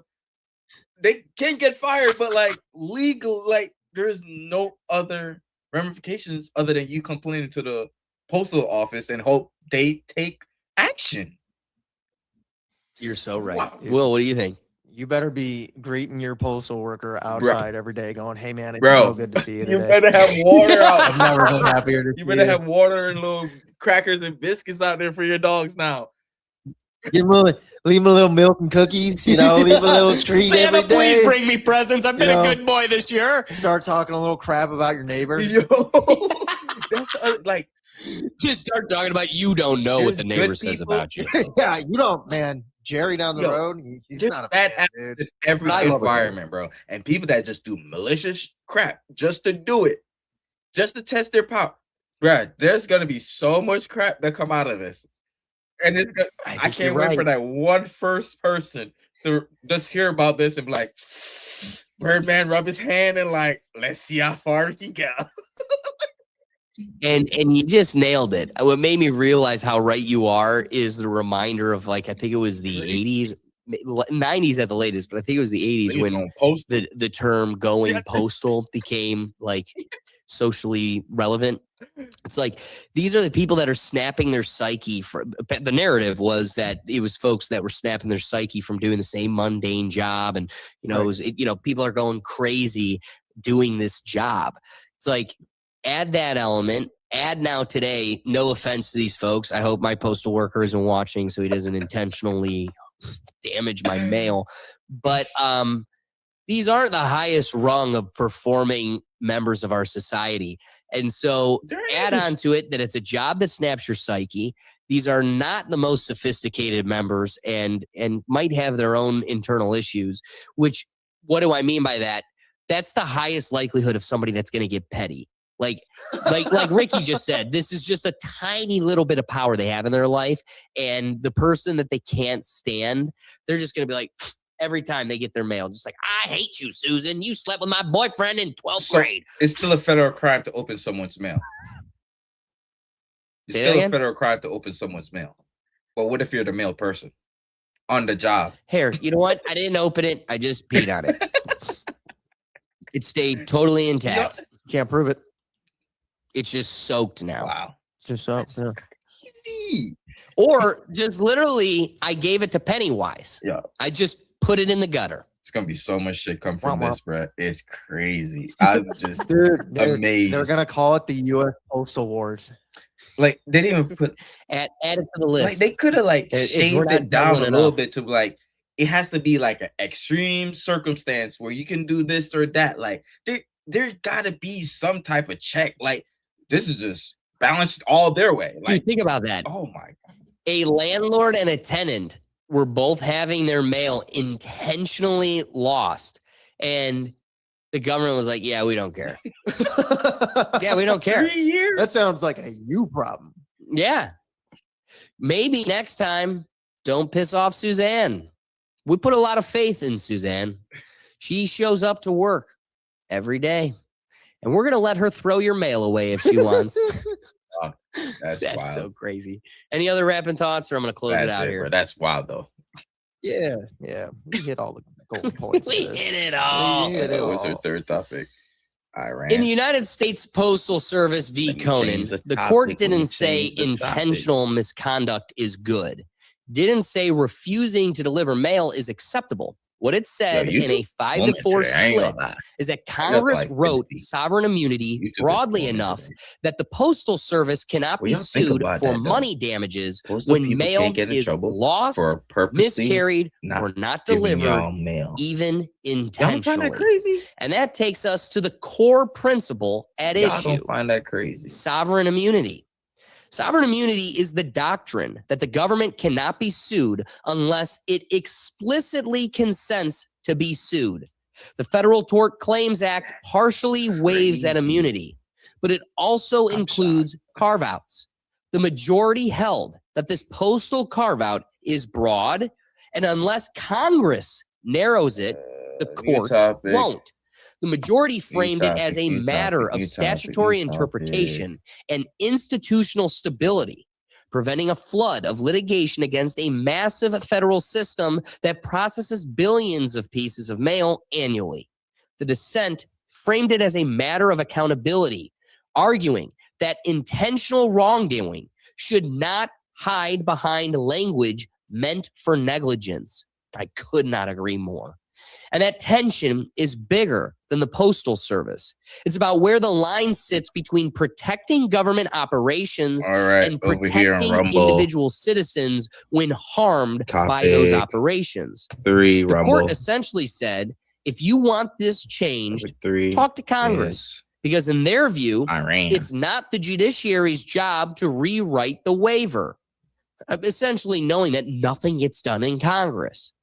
And that leaves Americans with a reality that feels uncomfortable to many. When the government harms you in certain ways, your remedy may not be in a courtroom. It may be political. It may be Chad, y'all don't administrative. find that crazy though? But it's not financial damages under They this can statute. purposely That's not not a give you your partisan shit. statement. That's a I gotta go piss. structural design of sovereign immunity Hold on. as court interpreted. And whether you see that as necessary guardrails or dangerous insulation, it's now the law of the land. Now, with that consideration, considering the land that it is governed by law, let's just blow it up with nukes and bombs. Let's get into Iran.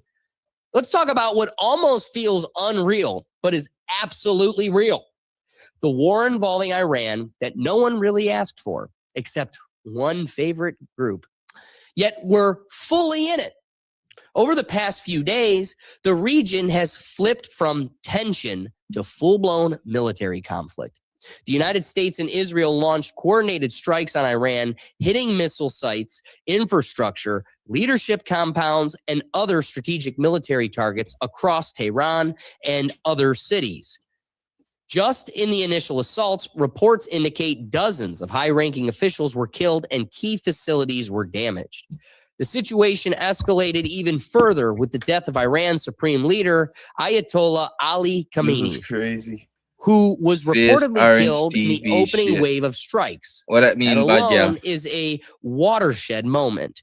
We're not talking about isolated bombings in the desert or a tactical operation hidden from public view. This is the removal of a head of state in a direct military campaign, loud That's and two. in broad That's daylight. two. You took out In Venezuela response, and Iran. Iran has launched missiles This nigga and drone Trump. attacks across the What is Middle speed East, about Joe? targeting Israel, United States bases, and Gulf state facilities in countries like Bahrain, Kuwait, this and the shit United Arab Emirates. Crazy. Those strikes, in turn, have drawn further retaliation from the United States and Israeli forces, creating a conflict that now up, stretches Rumble? well What y'all doing beyond over here? Iran's borders. This isn't a slow drift into geopolitics anymore.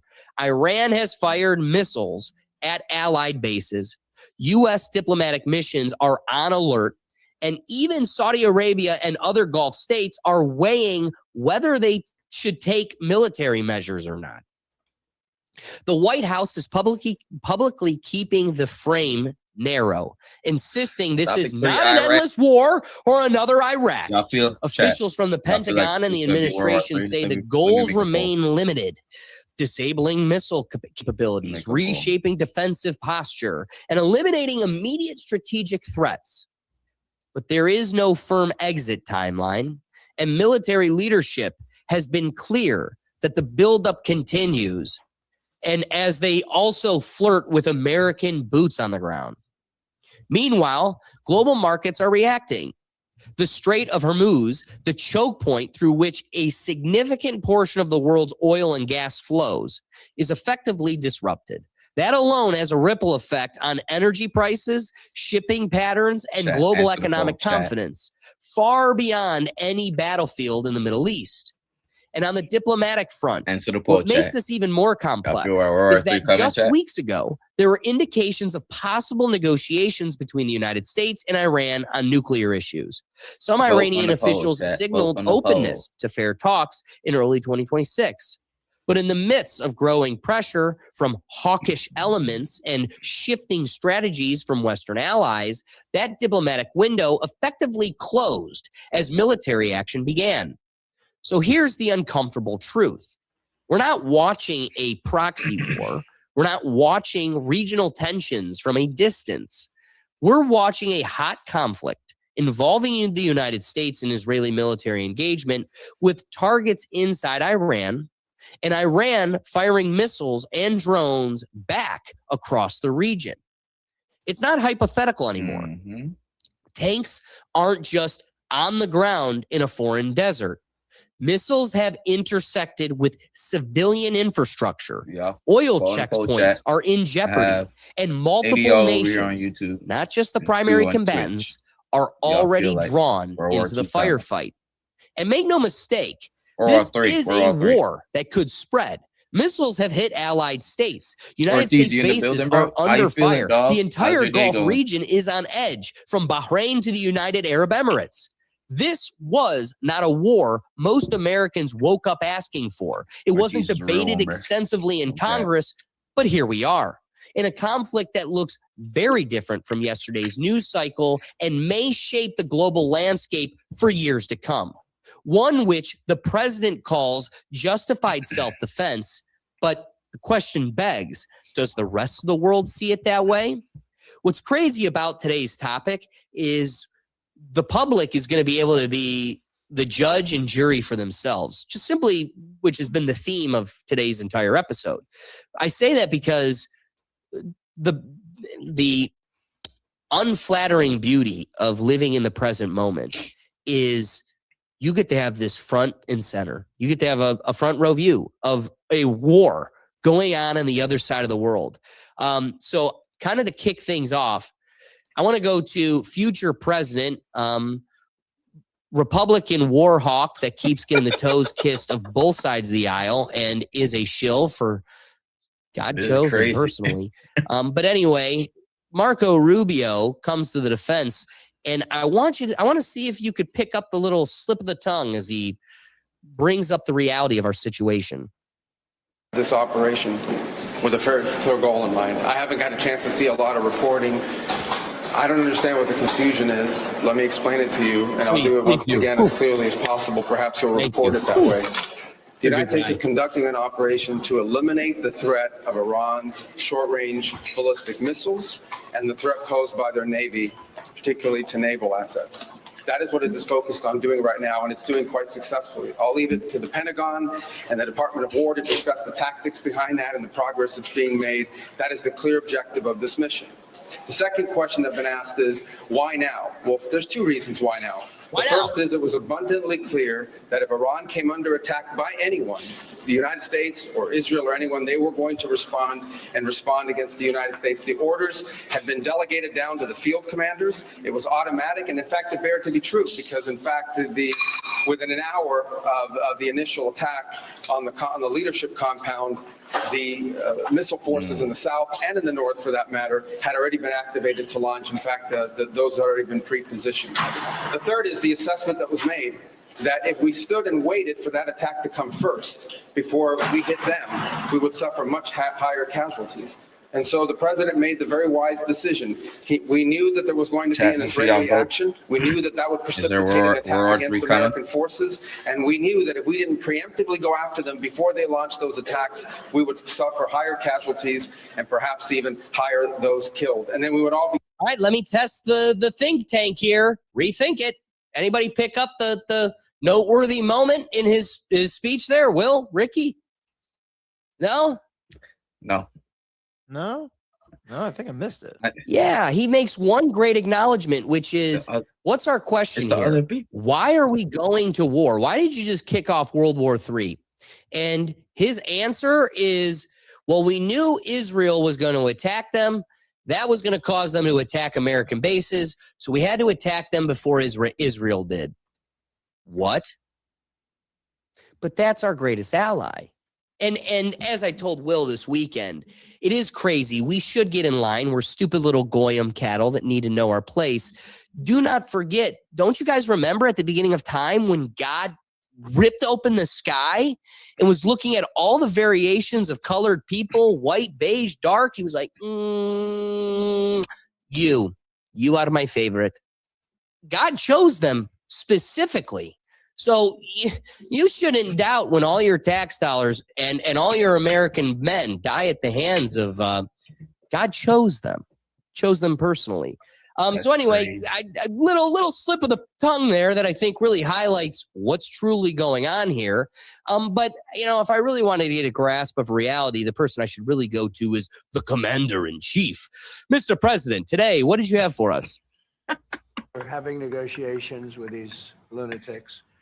And it was my opinion that they were going to attack first. They were going to attack. If we didn't do it, God. They were going to attack first. I felt strongly about that. And so I want you guys to realize one thing.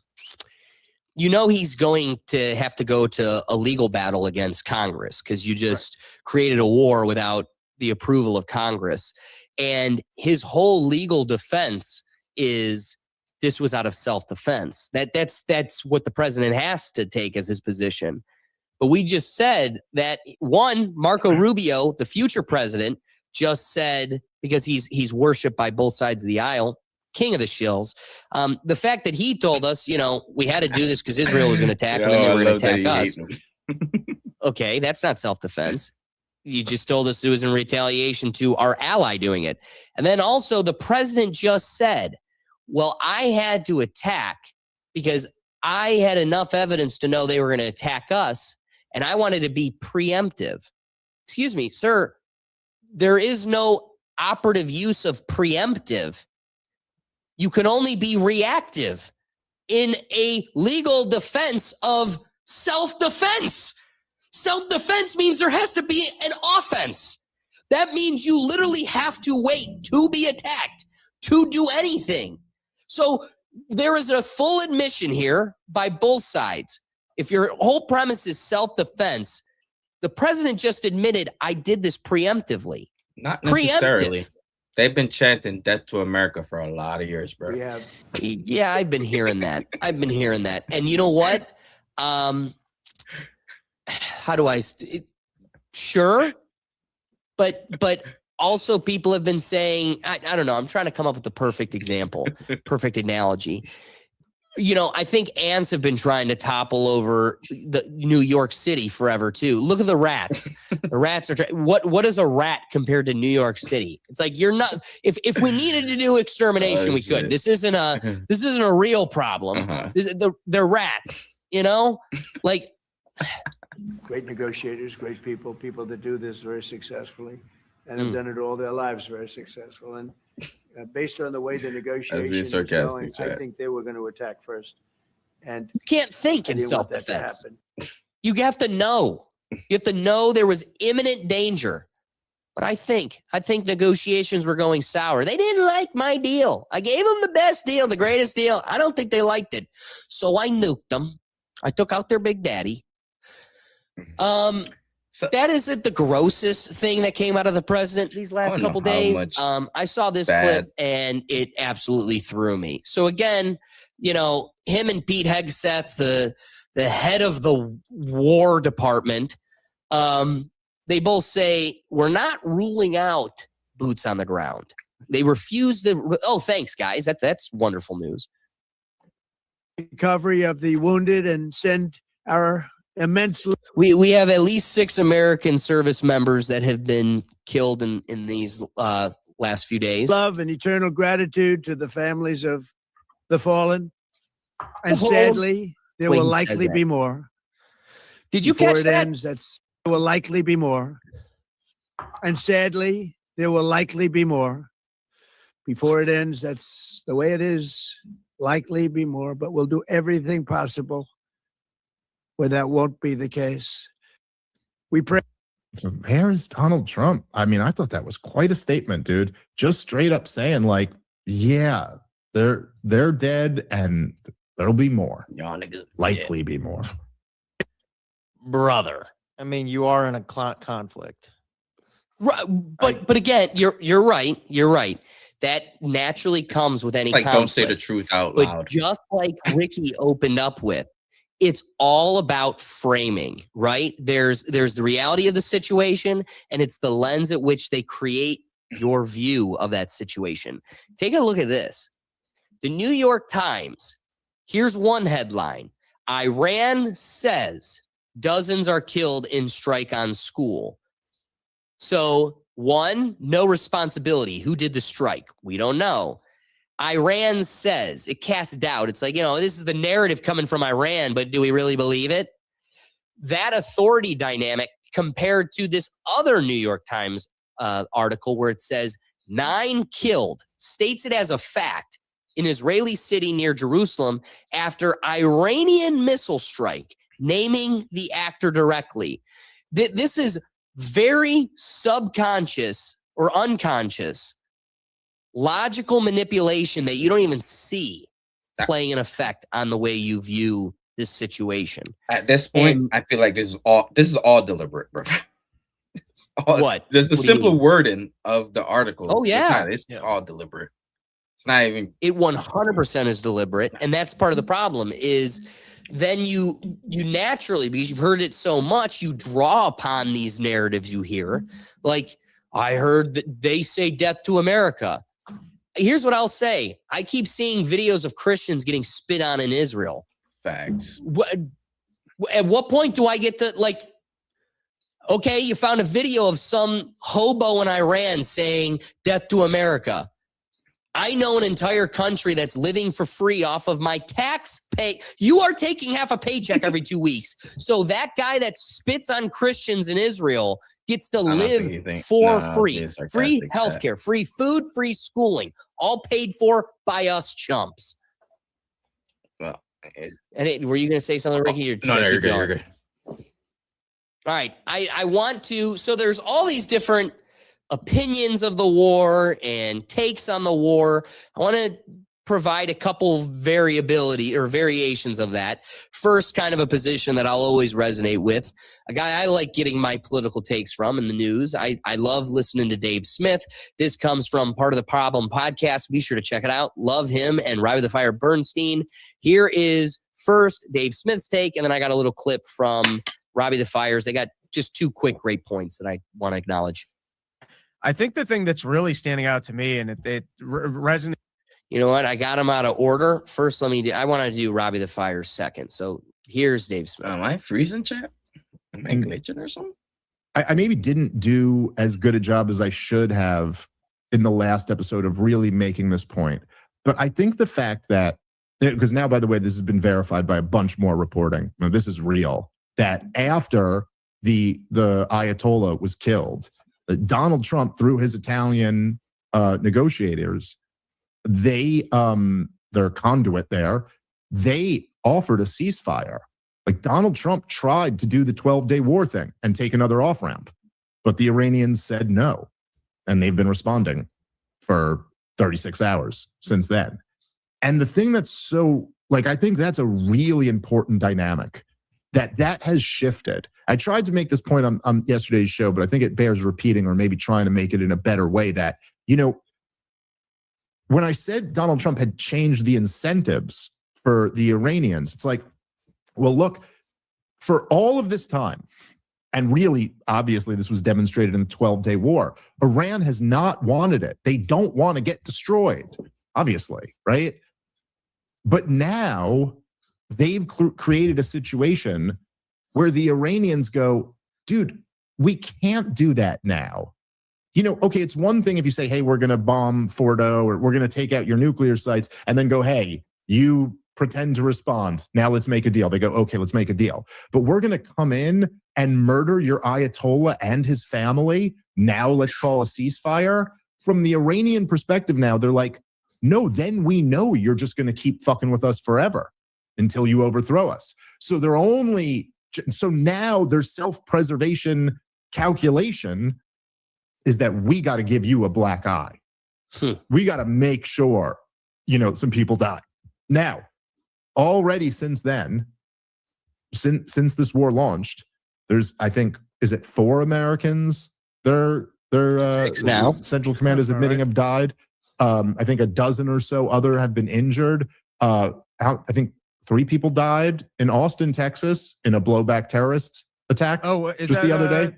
Is that a terrorist attack?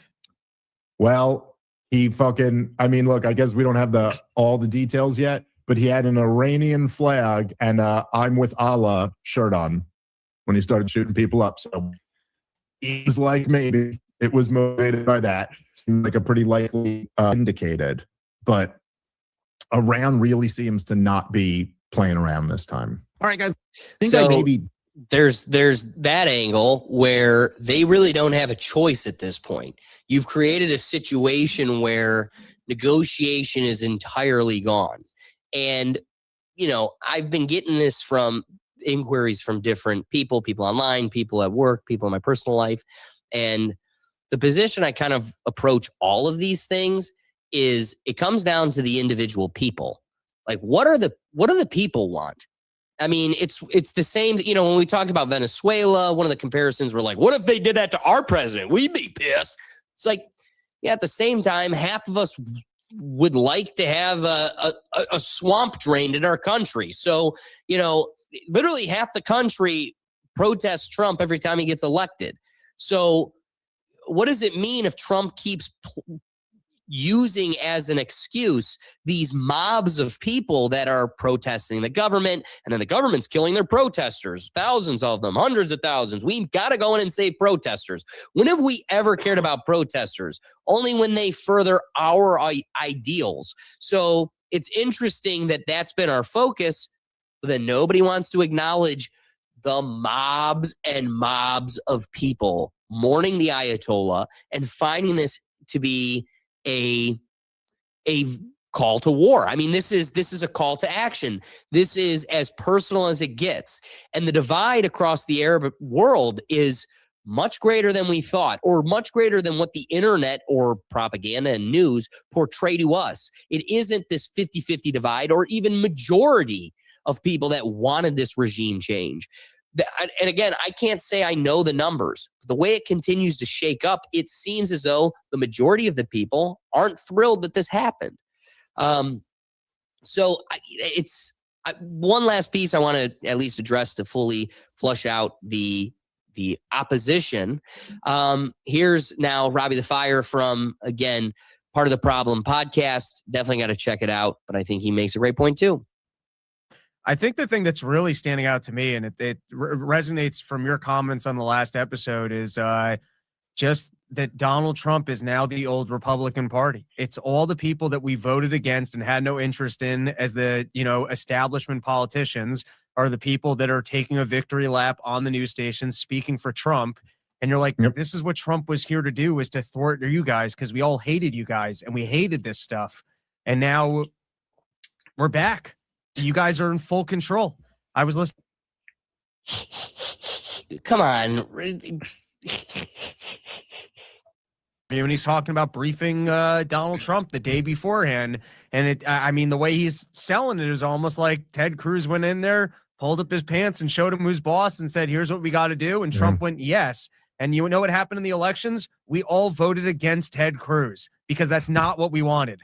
And it's incredible that we thought we were thwarting the Republican Party, or voters did. They thought they were getting a new Republican Party that was actually America first. And now, I mean, we've got a better salesman for their bullshit. Yeah. Perfectly said. Let me ask you, Will, what do you think? I mean, you and I are non-interventionists, so I mean, it really is looking like kind of the old GOP. The only, I guess, devil's advocate I'll give for Trump is if you're going to do something like this, you can't go half measures. You got to go full measures. It's an unfortunate truth, but if you're going to do this, you can't do it half foot in the door, because the issue is the way I see it, if you put like 1 foot in the door but not both feet, it's really hard to drag the second foot in. And unfortunately, now we're just kind of at this point. The only positive you're kind of seeing is I think the allies Iran thought they were going to kind of get in potentially fighting back in this conflict don't really want to seem to have play much of a part in it. But when it comes to it's looking like the old Republican Party, it definitely feels like the neocons are getting their way. Man, well said. I want to go to Patrick Bet David because here's what's that? What you got for me, I Ricky? just think they're trying to expand on the opposite side of Gaza and control that whole strait right there in between. Well, here's something that we haven't acknowledged on this show, and it probably should be at the forefront more often. Right now, I'm Googling Israeli military patch. Here, this should tell you everything you need to know. And of course, Google's not going to give it to me right away. Oh, Google, you can lick my scrotum. We are so cooked. Google is so far from real. Then you go to Twitter. If Twitter doesn't have it, then you go to Reddit and you'll get it for sure. That's how you can know. The more scrubbed it is, the more valuable that information is. That's how hard it was to get that Howard Lutnick photo of him on Epstein's Island. Bingo! Haha! Twitter for the win. I'll win. Sorry, folks. I wish the internet made it easier to display the photo. So why is the patch so interesting? Like Ricky just said, I feel like their plan is to kind of just take it all over and they're not going to quit until they do. Notice the narrative is like, hey, God promised us 6 million years ago, this land right here. And you're like, wait, what land? And he's like, well, no, I promised this land, just this little piece of New Jersey, but it's never going to stop there. Give an inch, they take a mile. That's how it's always going to be. Here's the patch. Just so you know, the little nub in the middle is what Israel is today. All of the Persian world is what's on their patch and what they're fighting for. So make no mistake where their heart line lies, and their intentions are clearly broadcasted on the uniform at which they fight for. So you're very right, Ricky, and it's more in our face than we're willing to acknowledge. And the next country, people, videos the news put out of their people in their country just going crazy for no reason. We just hear out of nowhere, like, oh, they're sick of their government. Just look for another strike to happen. You're so right. You're so right. Hey, yeah, so here's Patrick Bet David, and maybe there's is he probably a bit of a shill for the system and the narrative? Yes, but at the same time, he is a good voice of reason, and it's good to hear the other side, have some balance, and I do think he raises some valuable considerations. Supreme leader of Iran, Ali Khamenei, is officially dead. They killed him. They found his body. Reports came in. Let me tell you why this is big. This is not killing a president. This is not killing a prime minister. This is not killing a king. You're killing the supreme leader of a religion. This is number 2 to God. They killed. And by the way, the last time the supreme leader was alive, I was in Iran. It was June 3rd, 1989. When he died, Khomeini, I was in fifth grade at a school called Gulbenkian, and it was chaotic in Iran because their hero died. This guy didn't die. They killed him. By the way, according to reports, 81% of Iranians hate this regime and they want it to be changed. not 61%, not 51%, not 31%. Nearly 81% want this person to be gone, and he's gone. So what happens next? Trump killed Qasem Soleimani, reputation. Now he kills the supreme leader, combined with a couple different countries.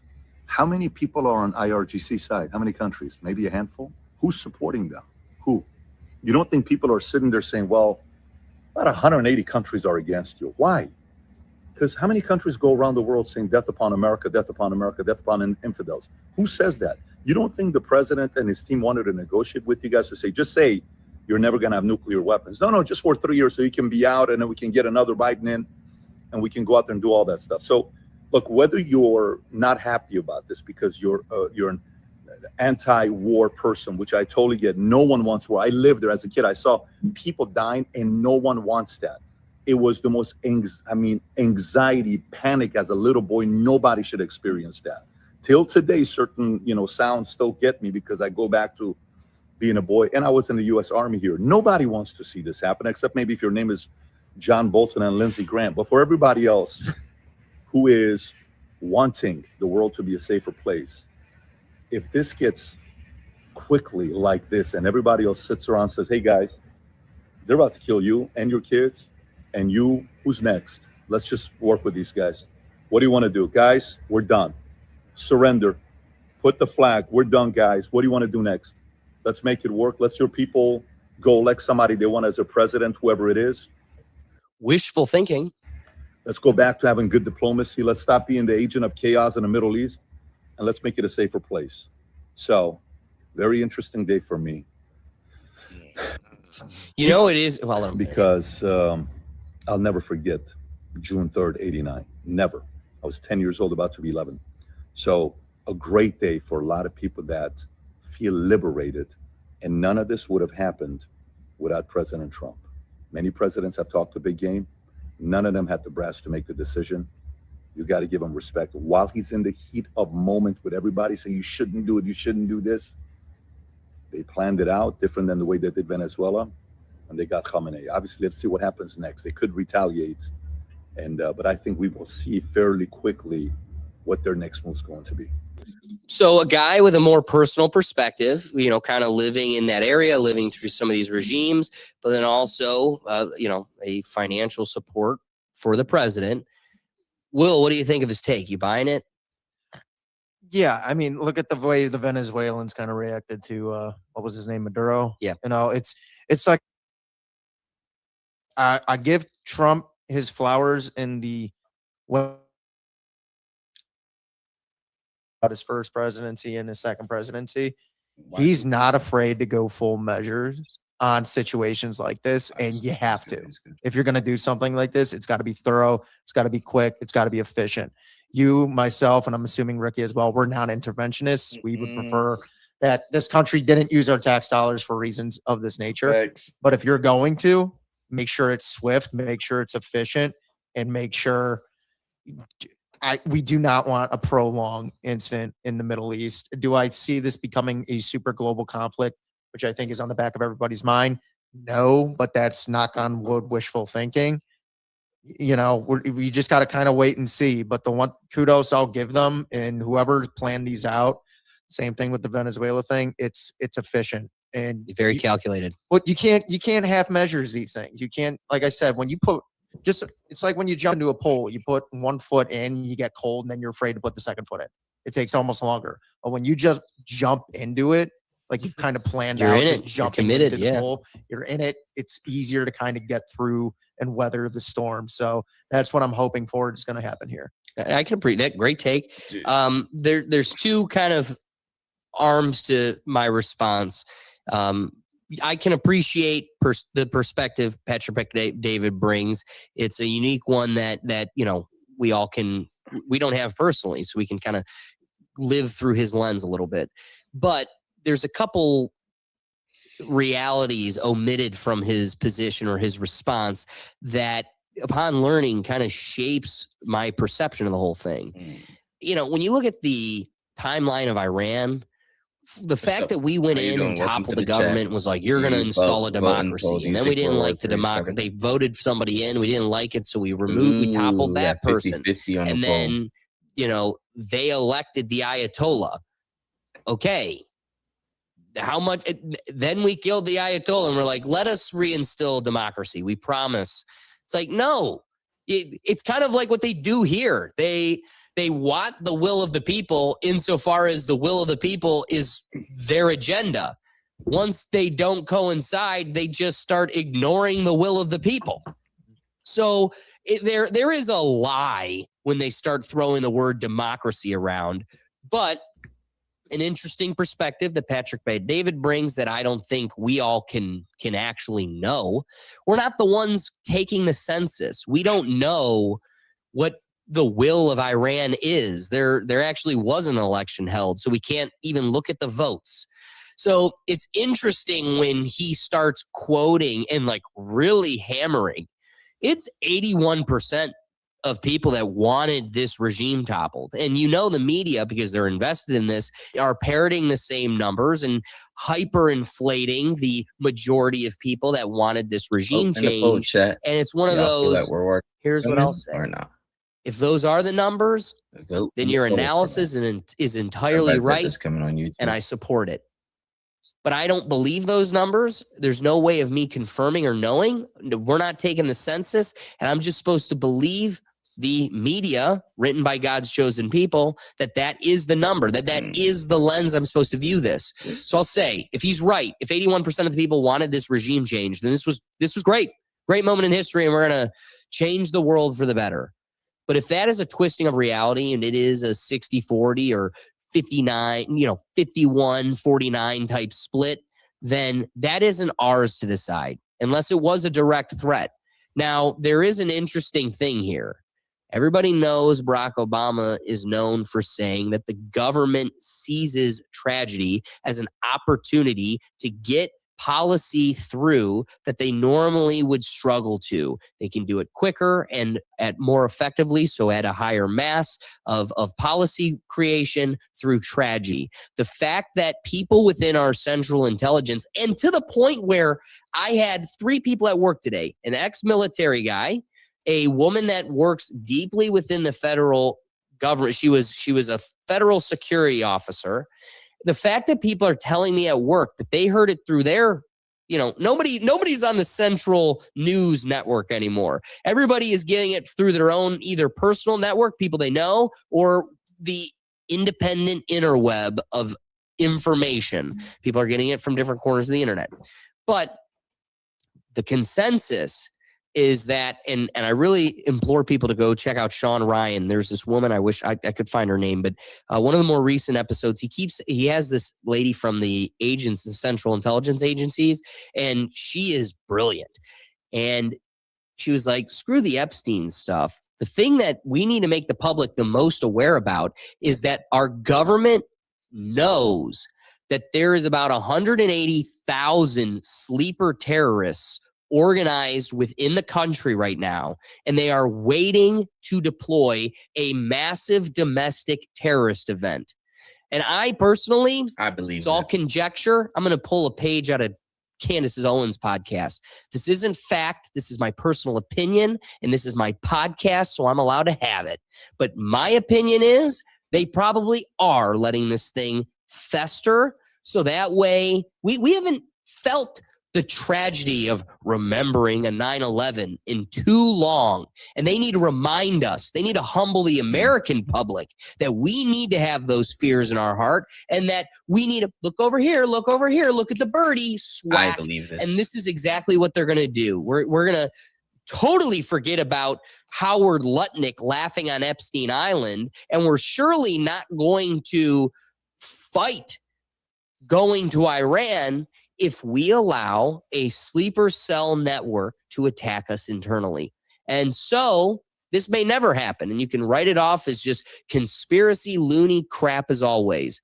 But I will say, if and when it does, remember where you heard it first, and then also remember who also would have known and allowed it to happen to you.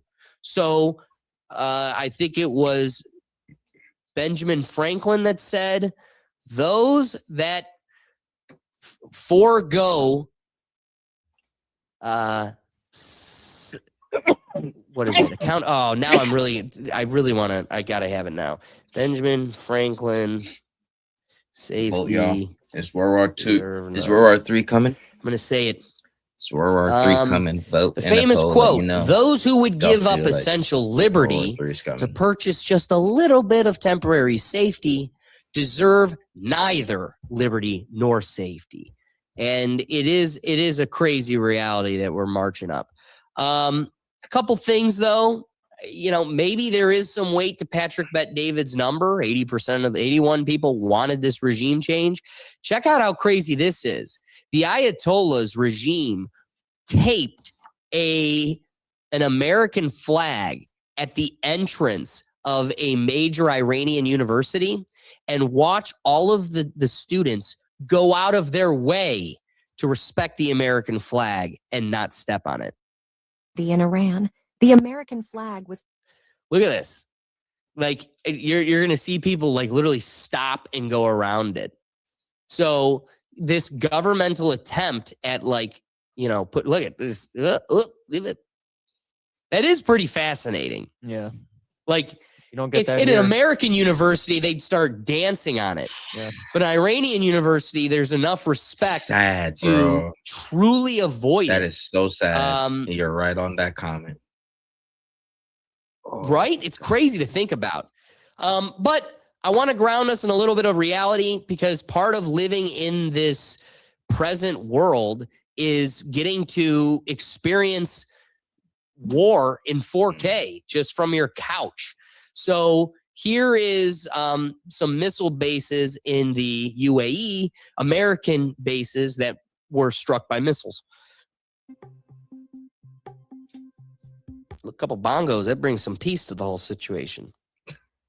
That's good. Boop, boop,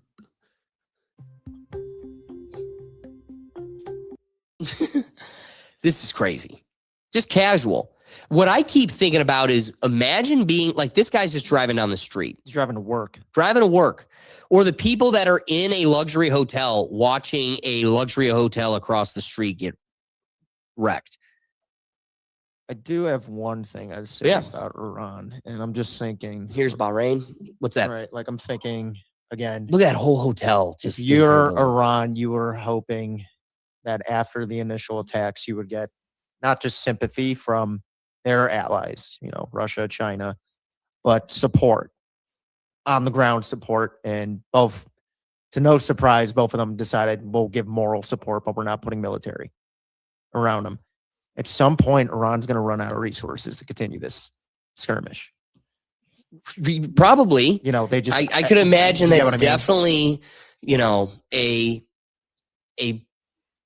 a consideration within the plan is how much do they, but we are really underplaying the resources of Iran. I think we've been so conditioned to downplay the severity of the sand people that anybody that comes from that area, we just like, yeah, but it's just crazy sand people. Like, this is of the sand people, this is the most sophisticated. So like watch what Iraq and Afghanistan did to us and know that this is it to the nth degree. And they're trying, just like when we lived it the first time, they're like, this is not, literally Dick Cheney said, this at most will be weeks, not months. And then we literally heard Trump repeat the same thing as if it was a trigger memory to, we've lived this before and we're pulling the same playbook. But dude, again, imagine being in a UAE hotel and like, this is outside your room. Actually so scared. I'm in JVC right now and I can see. Oh no. This is insane to live. Can't everyone just to live chill through. out? Biggest concern is that people Dog. Imagine all those girls that took them Dubai trips seeing this shit. loud explosions. Here's the like one in thing I back. will say, because about your point, I did read an article that we have completely sunk their navy already. Wow. Well, I would say the sand people don't have the most sophisticated naval. I want you to beat them in the sand. Beat them in the sand, and now we got a dialogue. But I don't know. We're a bunch of mermaids. Talk to the seals. That's where we thrive. Put a seal in the sand, and then we'll really talk. All day, and it's like, oh, the sound, it like it shakes the windows. I don't know how to explain it. It is crazy. It's the weirdest sound ever. And now I'm seeing them. This is not fun, guys. We're supposed to be in the safest place. Like, I love the UAE. I love being here. I feel so safe all the time, and now I can see it. Like, what made watching the UAE get attacked like feel the most personal is of the desert countries of the Middle East, that is the most westernized country. So like it is the closest to like an American civilization trying to live within its means, like within its territory, under full-blown attack, which is a concept that couldn't be more foreign to the American public. So watching like what feels like Western civilized American people being just and they're just in their hotel. Now they're fleeing for their life. It's one of those underappreciated experiences you never have to face. There's a building that I always found to be the most fascinating, so I want to highlight a little instance that happened in the UAE when they were getting attacked, which still hasn't held up. But upon the initial attacks, when I went to Dubai, the thing that they told us was that the Burj Al Arab will be the first building attacked by the Arab world. Let me show you the Burj Al Arab so you know which building I'm talking about. It's likely you've seen the building before. It looks like a boat sail. Here, I'm going to share the screen here so you can see. Okay, so the Burj Al Arab is this building you've seen before. Okay, it looks like a sail. Now, I love this building. It's always been my favorite building in Dubai, and a lot of the locals kind of deemed it the name, the middle finger to Dubai. Why do they call it that? Because the Irish Catholic architect that created the blueprints to this building turned in all the blueprints to Dubai, only showing the side profile and the front profile. Never once did it show the profile of the building from the ocean or from across the bay, because once they built the Palm Islands, you could see it from the other side. Well, there's one very unique thing about this building, and it's that it's a giant cross. It's literally just boldly in their face. They didn't notice that this one of the most expensive hotels in Dubai, one of the most luxurious buildings built in their territory, is a giant cross. And so one of the things they always said is that this will for sure be one of the first buildings attacked by the Arab world when they try to invade Dubai. Why is this mildly comical? Coming from a Catholic and a true blood Christ follower. Find humor where you find it. They just let this building get obliterated. So the building's still intact. The bottom floor there took a missile. I was struggling to find the original impact videos that we had earlier. So this is a little bit of the aftermath, but there's a giant hole burning in the bottom of it. It got hit by a missile. So they let this building just get smacked. And then not even minutes later, the tallest building in the world, the Burj Khalifa, had a missile headed right for it. And without hesitation, here it comes and intercepted. Oh no, it's going to take the biggest building out in the world. Where's it at? Come on now. Look, boom. Like a little firework. So it is funny that they're like, they could have stopped it. But they were like, nah.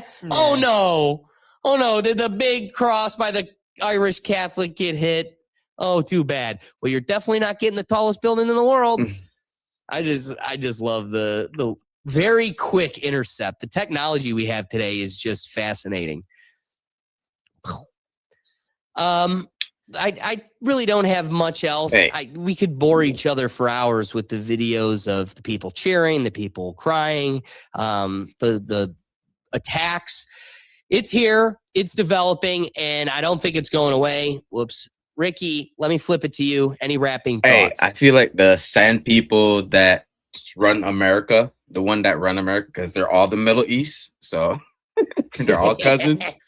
I feel like they're trying to do what happened to them back in the past to this group of people, and just slowly taking territory and just growing as you showed the patch. And hey, I'm shivering my quivers over here. It's crazy. Okay, maybe I need to go sign up or something and go see this firsthand. Hey, they'll happily let you go fight their fights. They'll take that sign up.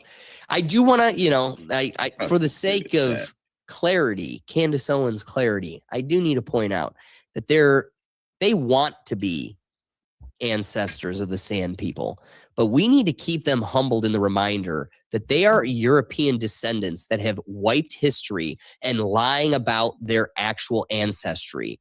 If God chose anybody, it was the Palestinians. And that's why they need to blur their background and make it seem as if they are descendants of the Sand people and ancestry. Because once you start unpeeling the reality that they are truly European and it's stolen valor, well, that really changes the narrative. Will, any wrapping thoughts? On this, not particularly, man. I just want to see how things play out. That's fair. That's fair. It's all just speculation at this point. I'm just praying people stay safe, and for honestly just a quick affair. Yeah, if anything, I hope lack of very low number of life lost, and hopefully it goes quickly. Well said. So after everything we've broken down tonight, the strikes, the retaliation, the regional fallout, here's the part that matters most. This isn't just about Iran. This isn't just about Israel. And it isn't just about the United States flexing military power. It's about what happens when decades of tension, proxy conflicts, sanctions, covert operations, and nuclear brinkmanship finally stop simmering and start exploding in real time. When a conflict escalates to the point where leadership figures like Ayatollah Ali Khamenei are removed from the equation, you're no longer in the realm of strategic messaging. You're in the realm of full-blown regime change. That kind of disruption doesn't just change military posture, it destabilizes entire power structures internally and regionally. And once missiles start flying across borders and energy corridors like the Strait of Hormuz are threatened, this stops being a regional story, it becomes a global one. Oil markets react. Shipping routes shift. Alliances get tested. Countries that thought they were spectators suddenly find themselves choosing sides. The real question isn't just how did we get here? It's what's the exit ramp? Because wars don't end just because someone declares limited objectives. They end when incentives change, when either side believes escalation costs more than de-escalation. Right now, the danger isn't just battlefield losses, it's miscalculation. One misread signal, one strike too far, one retaliation that pulls in another nation. History shows us that conflicts often begin with leaders saying, "This will be quick, this will be contained." History also shows us that wars have a way of outgrowing the intentions of the people who start them. So whether you supported the initial action or opposed it, whether you see it as necessary deterrence or reckless escalation, we are now in a moment where strategic patience matters more than chest-thumping rhetoric. Because once a war becomes normalized in the public mind, it becomes easier to sustain and harder to end. And that's the part nobody asked for. We've gone pretty dense today, and I would like to, you know what? We need some media to change things up, so we are going to do the wheel. We're going to try to keep it quick. The whole purpose of the wheel of topics is to get you involved. I appreciate everybody that goes on to the Neuro Gym and drops a potential topic so they could find themselves featured in our episode. So, Will, click me over. We're going to head on over to the wheel of topics. Like I said, you just got to head on over to www.rethinktakepodcast.com and you find yourself on the wheel. You hear that, people? Go over there on the Rethink Tank and you can find yourself on the wheel of topics, man. And you're talking about pull up and we talk about it at the end of the show and shout you out. We're not doing the wiki hole. This is a good one. Very different. Less tense. Check on your homies. Well, if you could click me over. Sorry about that. No, you're good. All right. So the topic here comes from Garth. So again, find yourself. Let's go. Find yourself featured on the Wheel of Topics by heading over to the Neuro Gym on our website and becoming a member. It's free. Free 99. Let's get to it's good. Check on your homies, Garth. Where you at? Check on your homies. Well, are you seeing it? Because there we are. Check on your homies. A subject that's unique to you that you think more people should be thinking about or talking about. Not the same generic bullshit like men's mental health or something. But that's all been exhausted. What's something that's unique to you that you think people aren't thinking about or talking about enough? You know, it's crazy you would say men's mental health. I just had a friend pass away from suicide yesterday. I'm really sorry to hear that. No, it's okay. But it's like something that people say to think about a lot, but people really don't. See, can I tell you the only reason that's my spiel? So like, here's what I'll tell you. My heart bleeds for you because those holes never get filled, right? You just learn to live with them. And being someone that's lost friends similarly, you know, my best friend, it wasn't like suicide, but he was definitely in anguish and his decisions put him where he was at. And my problem, the only reason I say that is because you're so right. You'd be amazed how many people just default to that being their subject.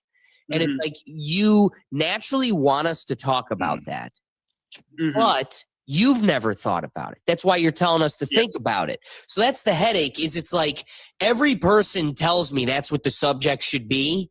And it's like, well, clearly this is the most pressing subject because nobody. Guys, instead of telling people to think about it, check on your homies.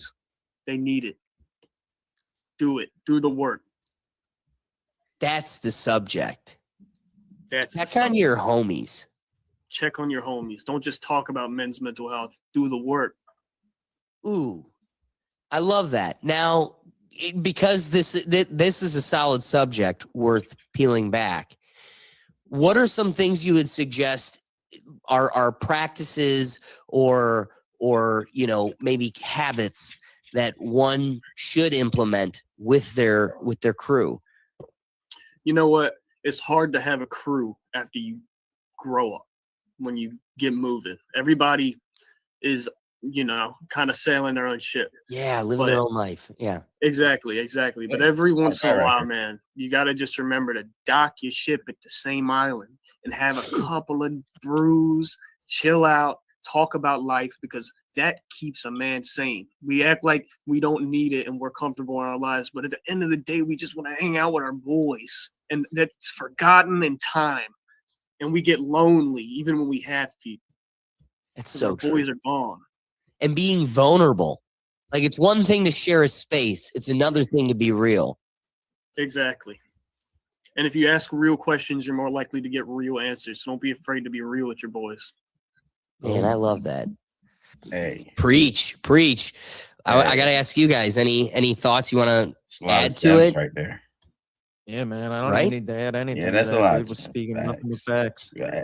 It really was. It was said perfectly. And the takeaway I got from that is the men's best therapist is the Facts. boys. Yeah, I'll never consult in my woman, like sit there and be like, oh my God.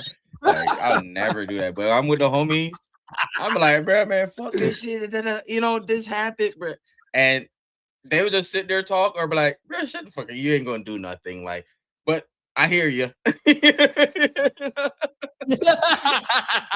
And sometimes you just need that vent. Why go to therapy when you could just get a tea time with the boys?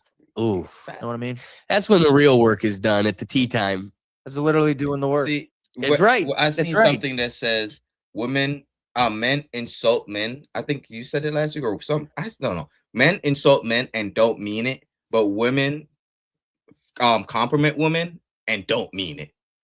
So it's like that's fair. We sit there and talk shit about each other or talk shit to each other, but it's from a place of love. Because as a man, we ain't gonna talk shit to a random person. We know we can get the fisticuffs like if you do shit like that. So if you're comfortable talking shit to someone, like there's a certain line, and yeah, check on your homies, man. You don't have to call them every day or every week, but once a month here and there. How you doing? What's good? I'm here. You alive? I'm alive. Stay alive. Stay alive. I love that. I love that. And there really isn't much more to add. The dialogue was great. Ricky, do us a favor. Tell the folks where they can find Just you. Another Day TV, man. Show Thursday, 9:00 with Alex, the Stoner and the Scholar. It was live on Instagram last week, but I forgot who it was. Shout out to Will. And yeah, man, we be live. Oh, Fight Companion. If you like UFC, Saturday Night Lives, we watch all the fights and talk and yap shit, and I pull you up here so your voice can be heard on the stream. And yeah, join us. Wait, real quick, Ricky, talking some ball here inside baseball. I'm curious. Did you connect your StreamYard to Instagram? Yeah. Yep. So our broadcast was going to Instagram too? Will said hi. Wow. Yeah, that's how I saw it. That's pretty sweet. The thing is, I Yeah, couldn't that's see how I the saw it. comments from StreamYard. It's its own thing. It's its own But RTM. StreamYard, Yeah, that makes sense. shoot a bitch through. And I'm on Rumble tonight, but I can't see the comments on Rumble. Hey. Had 3 people over there. So hey. Cheers. Yeah. Hey to the folks. Hey to the folks. Well, awesome. Oh, awesome. 1 second. Guys, we appreciate I yeah, put up please. the poll. Tell 'em, Ricky. It's 50-50. 5 people voted. No, sorry, 6 people voted. I was about to say, how does that math work? 6 people voted. Hold on, let me see. Yeah, 6 people voted. 50-50. World War III is coming. That was the question. Is World War III coming? Oh yeah, it's here. Hey, cheers to the optimistic few. The other half, it's disappointing you'll be wrong because that's the reality I think we wish we were living in. But it's here. Everybody's involved, and everybody's got a bomb to throw, so they're excited to use it. Thanks. And Palantir's cashing the checks. Cha-ching. Closing it out. We appreciate you guys chat. joining us. We're live here every Tuesday at 8 p.m. So be sure to Eastern time. Be sure to join us. The whole purpose of the I'm outside, chat. I'm about to go wash my balls and take a shower. Yeah, wash my balls. About to go wash my balls. My fiance about to be home in like 30 minutes. Probably jump on this thing on Twitch. So if you got Twitch, beat me on Twitch. We're gonna play Battlefield 6 and some NCAA football. So meet us over there, chat. We outside. Hey, peace in the Middle East. Your life right geese. Out. Just Another Day TV.